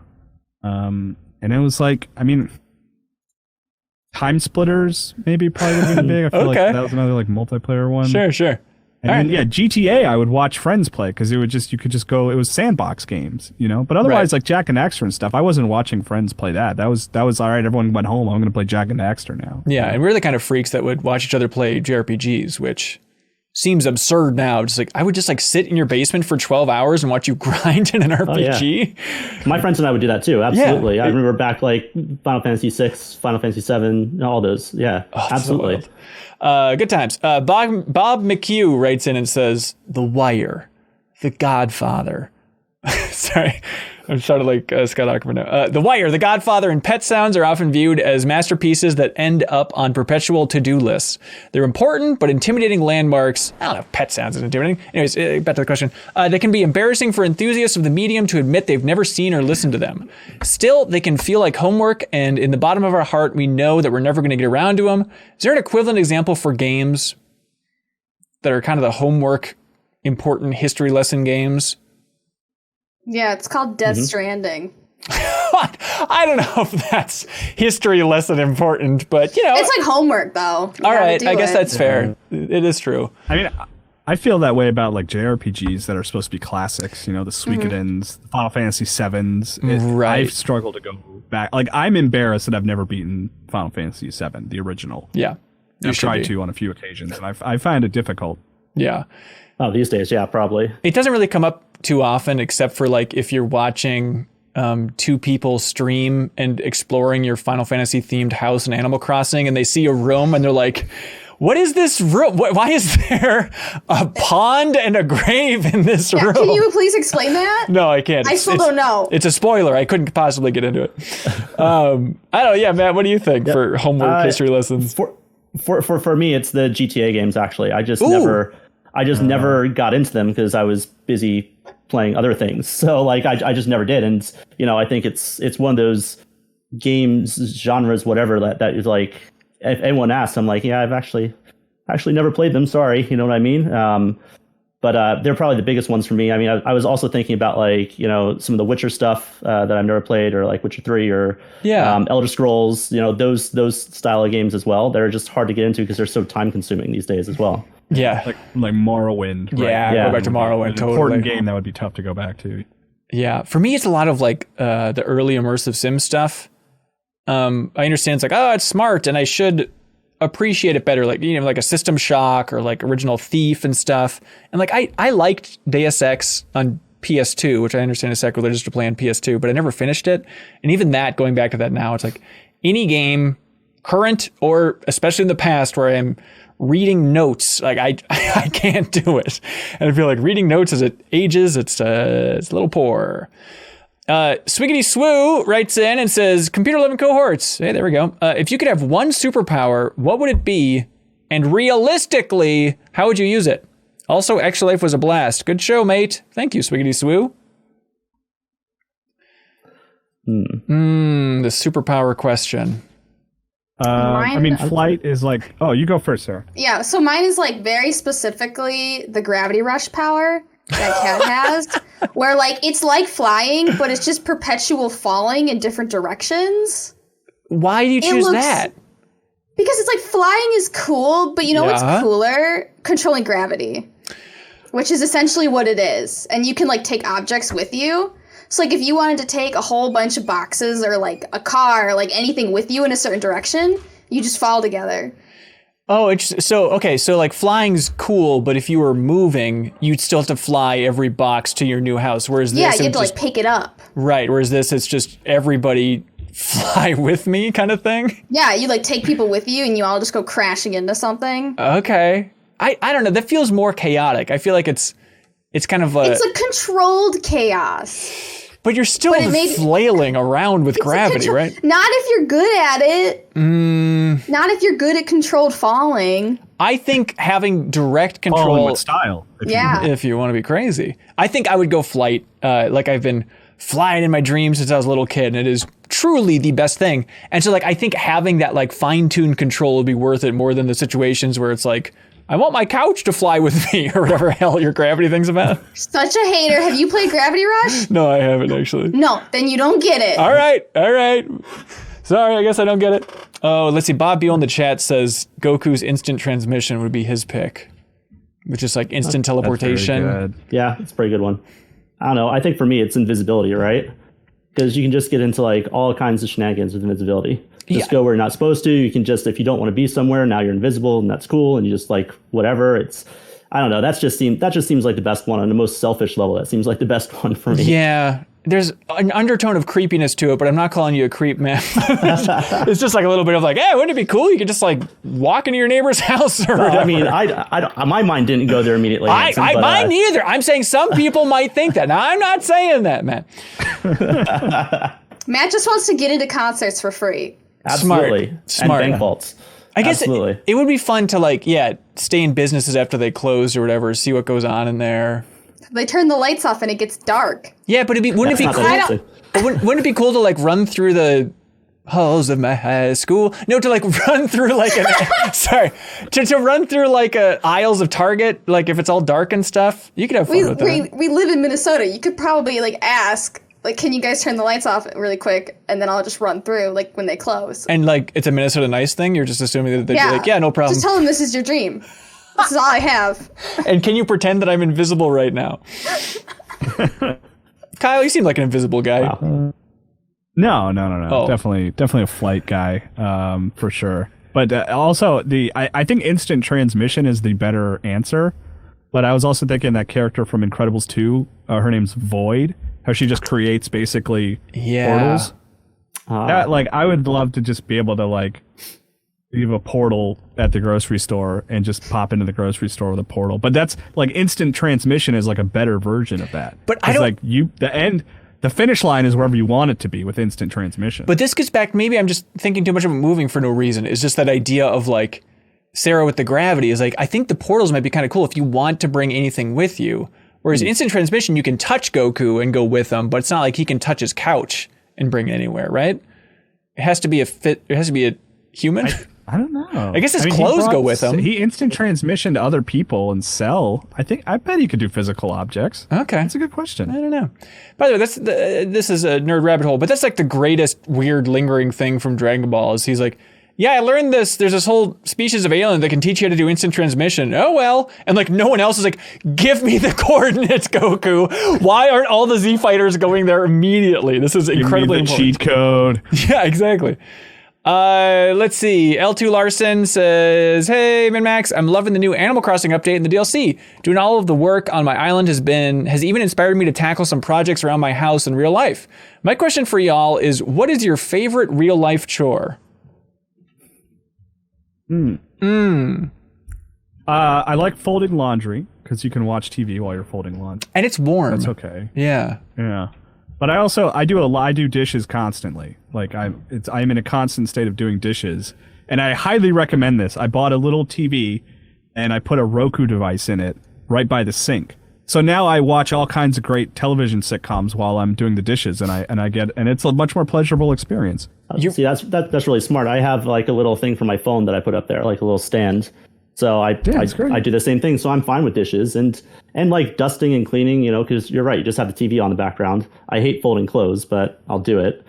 But but yeah, I'd say anything where I can watch TV and not concentrate on what I'm actually doing is my favorite chore. Yeah, I had this small epiphany, and maybe this is idiotic, but we have a treadmill and a stationary bike or something. I've been using those every morning, and it just feels like it is taking forever. But I realize it's just because I'm only looking at the readout screen of you're at 1.6 miles, 1.7 miles. Oh my God. And I'm used to listening to podcasts when I bike or run or anything like that. And it's it turns out with stationary equipment, you just need to bring up YouTube or you need to have a TV or something because you need something visual to distract yourself so you don't just end up cutting it short because it's so excruciating watching numbers slowly go up, which is all you can do if you don't have something like that. So get a screen, everybody, please. Strange Sloth writes in and says, good day, CLCs. I remember a time when I was playing the first Life is Strange and was really hyped about it. I was in the living room and my girlfriend and her uncle were watching me. They both looked at each other and said, this isn't a girly game. Wait, this isn't a girly game. This is a girly game? Is maybe what they meant to write? Oh, they said, isn't this a girly game? There it is. I both looked at them and said games aren't meant to be played by a single gender. They're for everyone. Ever since then, my girlfriend felt really bad about saying something like that. Her uncle, on the other hand, is still in that boat. When do you think this stigma that games are for boys and pink is for girls will end? Will it be phased out with time? I feel like it's already phased out with younger generations. Yeah. It's very much an old, when I was really little, in elementary school, they would hand me a packet of CD-ROMs that just said games for girls. And they were this is for you. I don't know what's on it, but they said that this is for girls because everything else was for boys. Right. Everything else was for boys. And now I'm older and I grew up thinking that only girls played Animal Crossing and only girls played The Sims. And now that I'm older and I'm talking to people, there's boys who are oh yeah, I played Animal Crossing and I played The Sims. Of course. And I'm where were you when I was being bullied for not knowing Halo lore in middle school? Where were you? Yeah. It's definitely a perspective thing. I mean, Kyle, raising a daughter, you probably have a good outlook on that. Do you still feel like culturally there is this push for girl games? No, I don't think so. It's a weird question. I'm with Sarah. I think it's disappearing, and I think for her generation, it's almost gone, which is really exciting.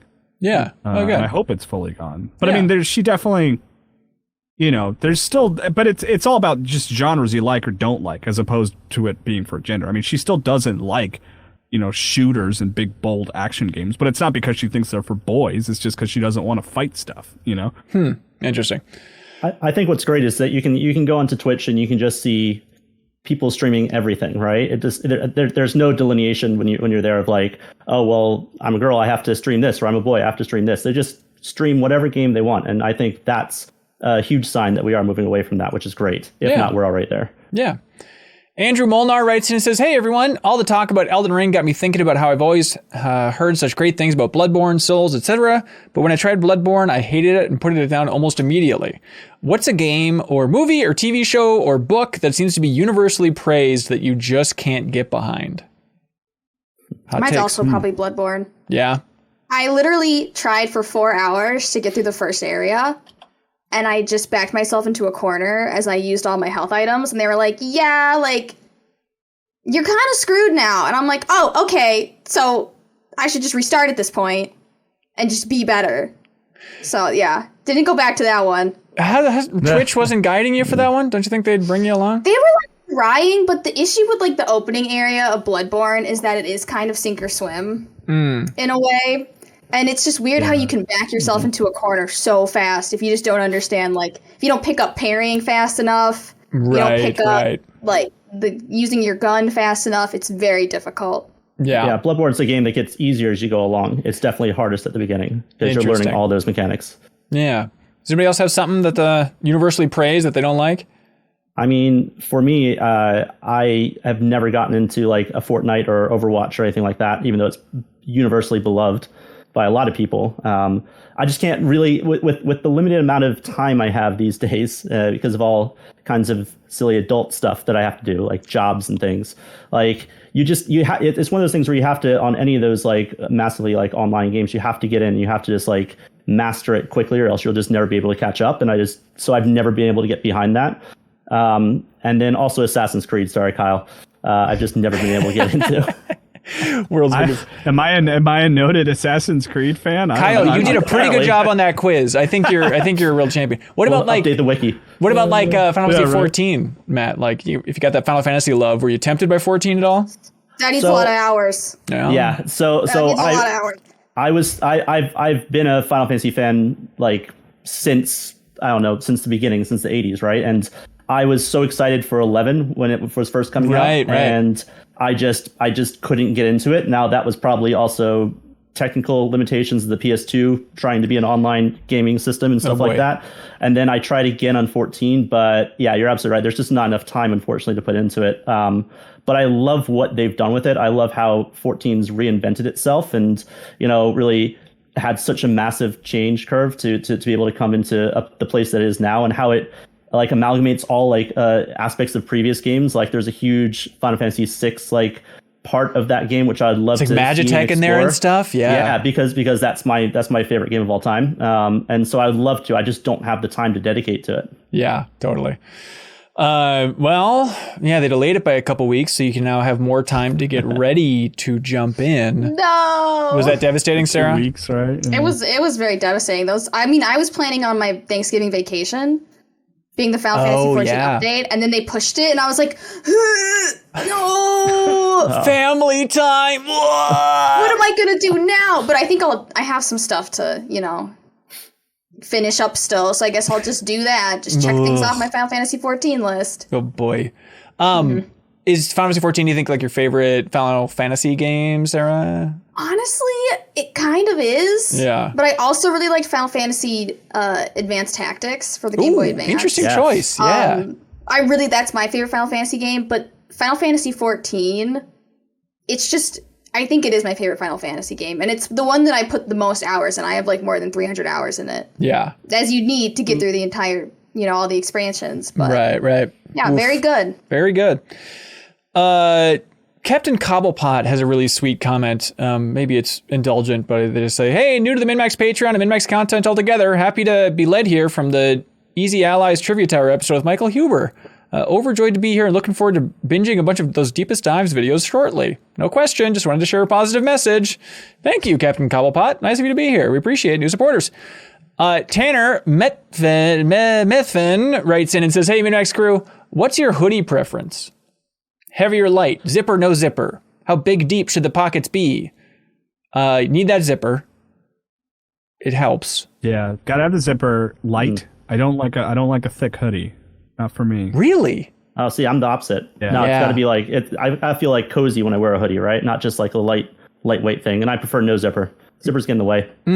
I feel like the point of a hoodie you gotta is, put it on over your head, and that's like yeah, over the head. It's a lot, and like I wear glasses. Maybe that's why I consider it to be such a problem. I feel like the point of a hoodie is you want to feel a little bit like you're wearing a blanket around town. Yeah. And so like the thicker the better. You want it to be like some weird security blanket thing.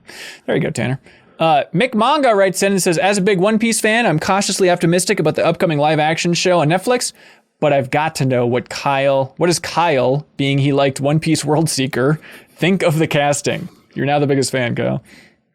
Yeah. No, I like One Piece a lot. I made it through, and there's I don't know how many episodes there are, but I made it through like 100 or 200 or so or something like that. Yeah, of the sliver. anime.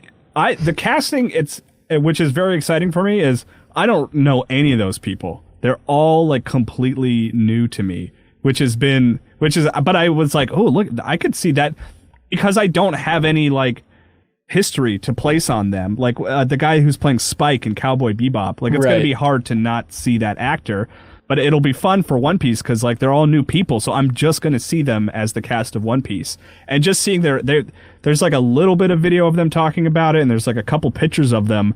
Like I look at the cast and I'm like, these guys look great. I could totally see this guy as Luffy. I could totally see her as Nami. So I'm excited. I want to see what this thing looks like. The creator also seems to be pretty on board with it. Like he seems excited and is releasing statements and like drew art for them to have on their t-shirts while they're shooting the first season, or is it a movie? Oh, wow. I don't know. I'm still unclear about that, but I'm excited about it. I want to see it. I'm more excited about that than I am Cowboy Bebop, but I am also excited about Cowboy Bebop. I'm excited to watch that too. Nice. Have reviews hit yet for Cowboy Bebop?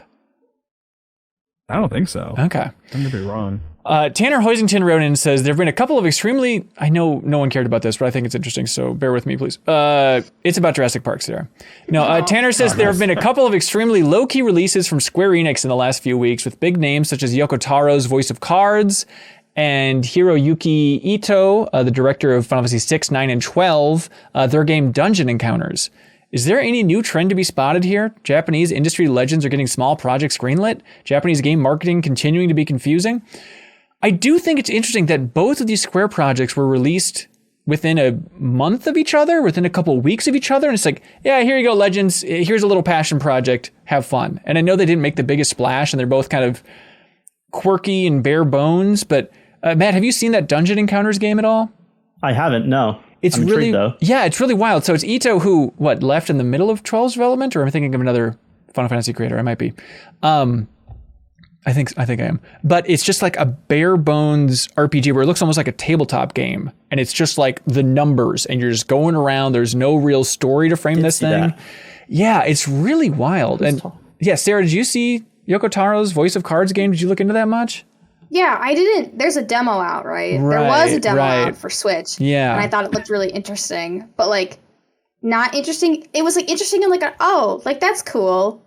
But you're not like immediately picking it up and saying like, I have to see where this goes. Yeah, totally. But yeah, I don't know what is happening over there at Square. Maybe it is just like as indie games have continued to rise, and even in Japan from, some former big developers and stuff like that, maybe it's just they have so many projects they want to get into that they want to, I don't know, Sarah, is this naive to think that maybe Square is thinking that like, we got to keep these old timers happy. Let's give them a little passion project to get some spice back in their life. I don't know. I can't imagine them just like giving them a project, but if it comes with some like seniority, they might just have more sway about what they can and cannot work on. Mm-hmm. It could just be that they're trying, instead of pushing one big game, like if there's some downtime or if maybe they don't have the entire team available, they're like, okay, you can make a smaller game with this team because everybody else is working on big game and we don't want you to not have anything to do. So you could do this. Yeah. Kind of thing. Could be. I think there were like pandemic games, maybe? Like, ooh, that's interesting. It's hard to say. We'd have to see what comes out whenever we consider ourselves post-pandemic to see if the trend continues. But it is suspicious. I think that's a really good theory, Kyle, is like the pandemic started, everybody was working from home. What can you work on? I think you are. I think this guy's smart. And maybe it's just like, yeah, let's start with like bare bones, just game design, basically tabletop style stuff that then we can bring into something later because it's so tough to collaborate with a 100-person team or whatever. But anyways, Mark Latarte, great name, writes in and says, hey, Mins and Maxers, Battlefield 2042 is coming out soon, which begs the question, obviously, what is your favorite field of battle? Otherwise known as, what is your favorite multiplayer map? Mine is Library from GoldenEye on N64. All right, Library, interesting choice. That was actually going to be my pick. Library? Yeah. Why Library? I love that. I love that. No, Library, because, okay, so it was Library included Stack, right? And Stack was just the bottom level or something like that. Wasn't there like two of them? I forget. Whatever the one, I'm pretty sure it was Library, and then like you had the underground we just always played Facility. Is really you always played Facility. Yeah, I don't know. Toilets are funny. Bathroom in it. That was fun. Honestly, it's absolutely just toilets are funny. So let's keep playing Facility. Well, it was either Library for us or it was Caves because it was so dark. And we'd always do Caves, pistols only, and then -10 health. So it's like it's not quite one hit kill, but it's almost. Right, that's good. And it would just be like crazy, and we'd spend literally like I think we did once overnight like first to 500 or something like that. Oh my god! So, yeah, it was fantastic. Yeah, there's something about the N64 stuff that when I think my favorite maps, I go back to that immediately too. Like I think of obviously Facility, and then I go to Perfect Dark, and there's a map called Ravine in Perfect Dark that I really love. It's kind of big, and it's also in like a dark cave, but using the fly-by-wire rocket, the Slayer rocket in Ravine is like my favorite peak gaming on N64. And I don't think, maybe I just like the best space to use those rockets in, and that's the best map for those rockets. Now I've backdoored my way in. I don't know, Kyle, you got a favorite map? Yeah, Hang 'em High from Halo. Oh, of course. Which is like, it's a little bit of just nostalgia of like that was the one we always went to. But I think there is good design there, and that there's a little portion that it really benefits people who like shotguns and melees. If you want to risk it, you can go out into the open, and there's like a sniper reward up there. It's not so big that you can't instantly see where everyone is at all times, but it's also feels small, it just affords a lot of different play styles depending on where you are. And so I've always loved Hang 'em High. Yeah, that's a good pick.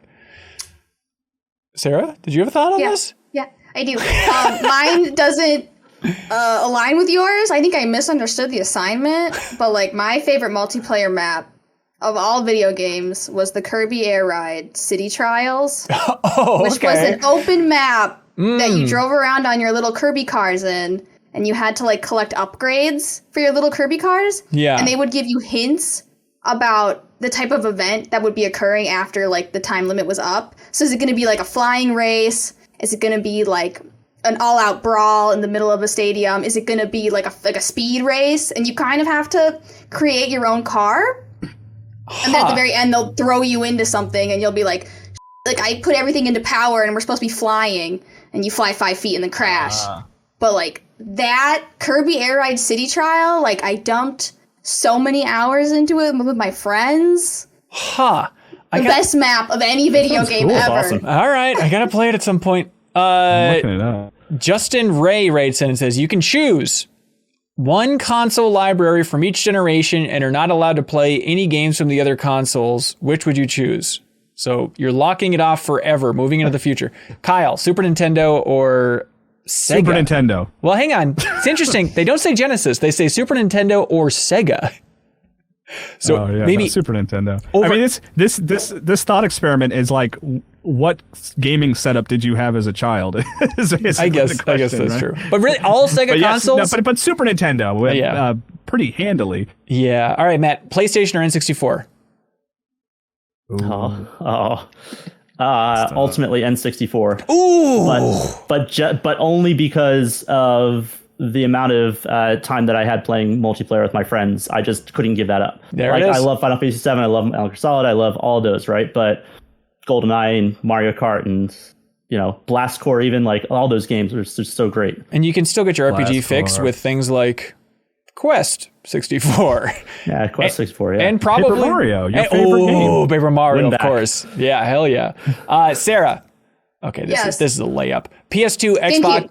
Yeah, GameCube. Congratulations. Kyle, PS3, 360, or Wii? Ooh. I think I got to go 360. Yeah. I think. Yeah. It's tempting to not want to go that what way. I played the most. Yeah. Okay. But that was tough. That was tougher. It's tough. All right, Matt. PS4, Xbox One, or Wii U and Switch? Oh, they had to bundle them. Oh, no, wait. Oh. All right, that's a curveball. Yeah. Because it would have been PS4 otherwise. Probably still PS4. All right. There you go, Justin. There are your answers. Take them to the bank. All right. That's it for community questions. We have to pick our favorite, which is very tough because they win a wonderful prize from my mate Ben. Matt, did any stand out to you? I liked the question around about ever being embarrassed because you're a gamer. I really like that one. Yeah. All right. I like it. Everybody else like that one? Lock it in. All right, there it is. Thomas Derenick, congratulations. You won Manifold Garden on the Switch. Thanks to I'm8bit. We'll ship that out to you. Thanks so much to everybody who submits a question over at patreon.com/MinnMax with 2 N's. Now it's time for something called Get a Load of This. Did you have a little tidbit or something to share, Matt? Yeah, sure. Get a load of this. So, I was rewatching some amazing MinnMax content yesterday, as one does before being on a podcast, right? And one of the things I was rewatching was your reactions with Jeffem to all of the Smash Brothers. Reveal trailers, which are just amazing. So good. I love that. And the very last thing you watch in that is the trailer for the new Home Alone movie. Oh, yeah. Right? Yes, Home Alone. It's just ridiculous, and I love that you spend 10 minutes concentrating on the fact that flour bag is CGI, and it's just a constant shot of him getting hit in the crotch. That's right. That's right. But my thing was there was some comment on, I guess, the live stream, whatever you're doing, which made you say something about Buzz's girlfriend, right? Woof. And you said woof, right? Yeah, there you are. Exactly. And I remember reading that Chris Columbus, the director, was so afraid of offending any girls with that line that he had one of the production or cast members' sons dress up as a girl for that photo. Which I thought was really, really interesting. That is better, I guess, than casting ugly women. Come on down for this new picture. Yeah. Oh, weird. Yeah, interesting. I don't know. I just thought that when I watched that yesterday. Yeah, that new movie's coming out, I think, this Friday or something like that. And there's a sick, twisted part of me that wants to watch it. Pete Holmes is the father, Kyle. I mean, what's not to love? I saw a trailer. That kid was great in the Taika Waititi movie. Yeah. What the heck was that movie called? Something Rabbit, right? Jojo Rabbit. Jojo Rabbit, great movie. And he was great in it. Well, there we go. Kyle, you want to go next? Yeah, get a load of this. Mine's actually kind of similar to Matt's. It's just kind of a factoid that I learned recently. I don't really have a specific link for it or anything.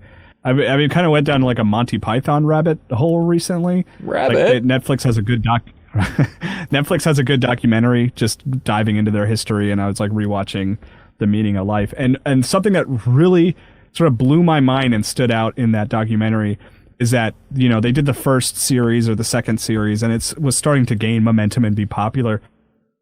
And apparently the way the BBC worked back then is they just wouldn't buy new tapes, and they would just recycle tapes and tape over things.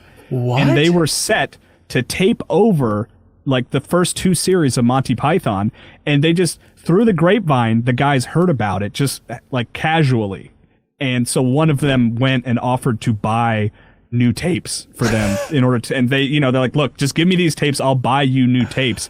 Don't delete Monty Python. And he just kept it in his house. And then years later, when it was it continually blowing up and getting more and more popular, when they wanted to re-air it, they had to go to him and be like, hey, can we borrow your tapes that we almost deleted? Oh my God.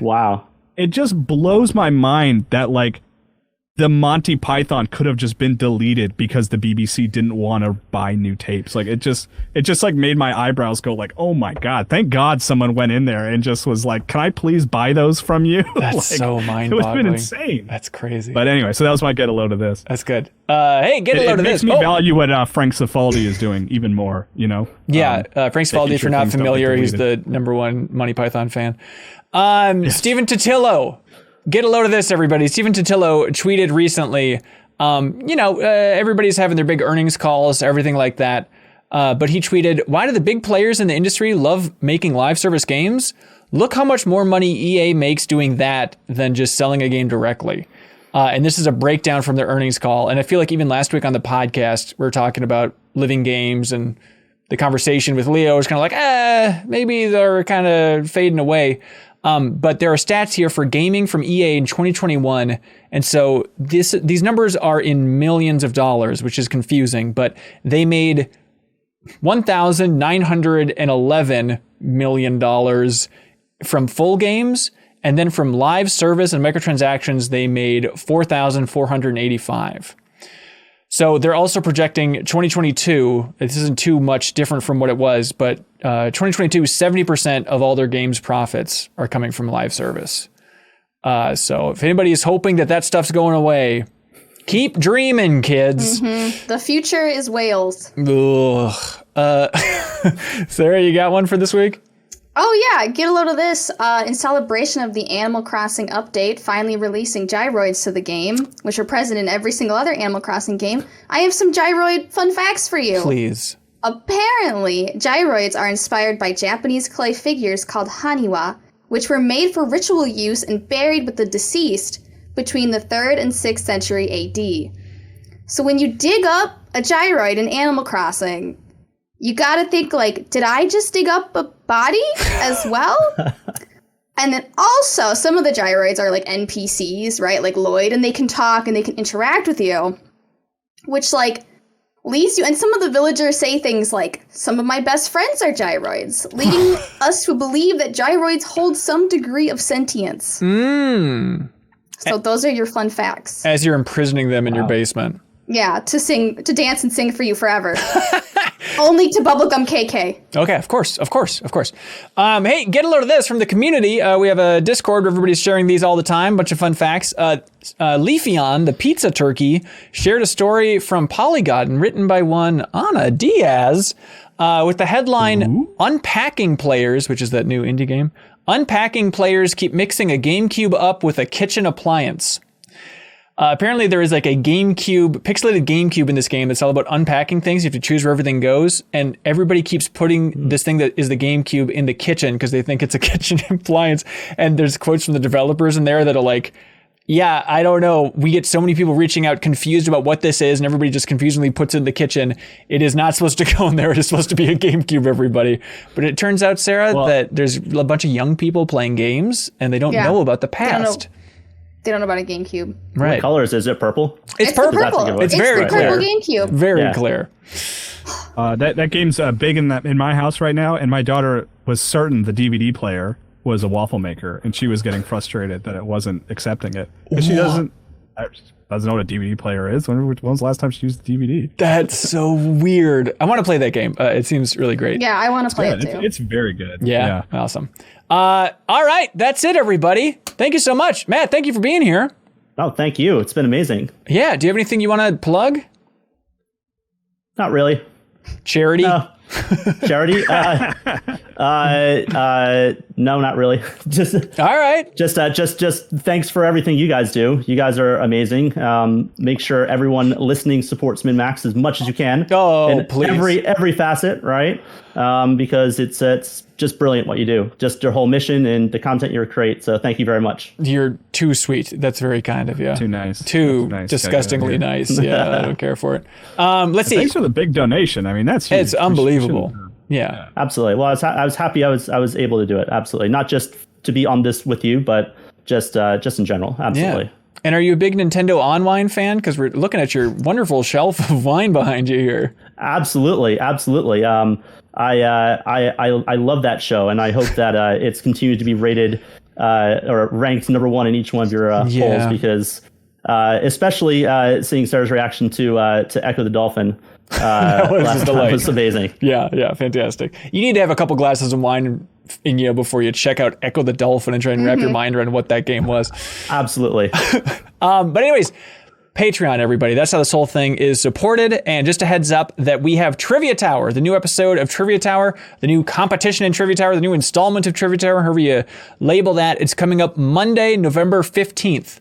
This is video game trivia, everybody. If you jump in and support us on Patreon at that $2 tier, you get a link to the Discord. It's literally one click away. You can play it in your browser, and then you can compete in video game trivia to win wonderful prizes. We have game codes for Inscription. A lot of people saying that it's game of the year. We have game codes for Inscription. We also have game codes for Among Trees. We have, for the first time ever, a physical prize, which is you can win the tabletop game Dust Biters, which is one of my favorite tabletop games in years. It is absolutely excellent.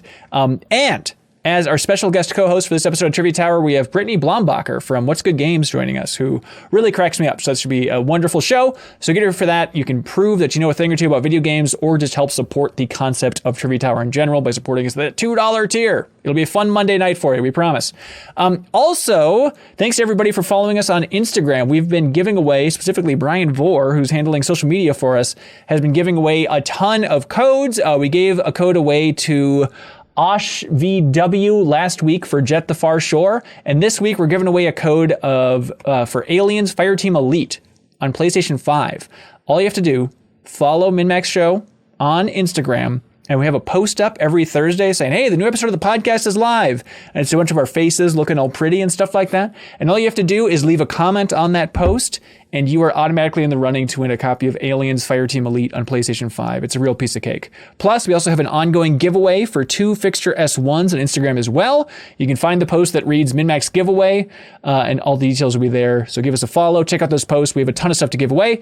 And on Twitter, we also have more giveaways. Congratulations to Fabian for winning the Twitter giveaway for Cooking Companions. And this week, we're giving away a Fixture S1 as well on Twitter. So it's going to be a custom Fixture S1. So on Twitter, there's a tweet asking for your suggestions for a design for the layout and design of this custom Fixture S1. So give a design suggestion there, and then you're in the running. You could potentially win this thing. So give us a follow on Twitter is the core message here. Sarah, do you have anything to plug? Just my Twitter account, which is @SarahPods, and my Twitch account, which is also @SarahPods. We play lots of games. We do lots of fun stuff. There it is. What a fun time. Kyle, please plug something, Kyle. Watch my Elden Ring video. Yeah. I'm proud of that. Kyle edited a video, everybody. Check it out. That's what I'm doing next. Was it fun? Nice. Did it feel invigorating to make a video like that, Kyle?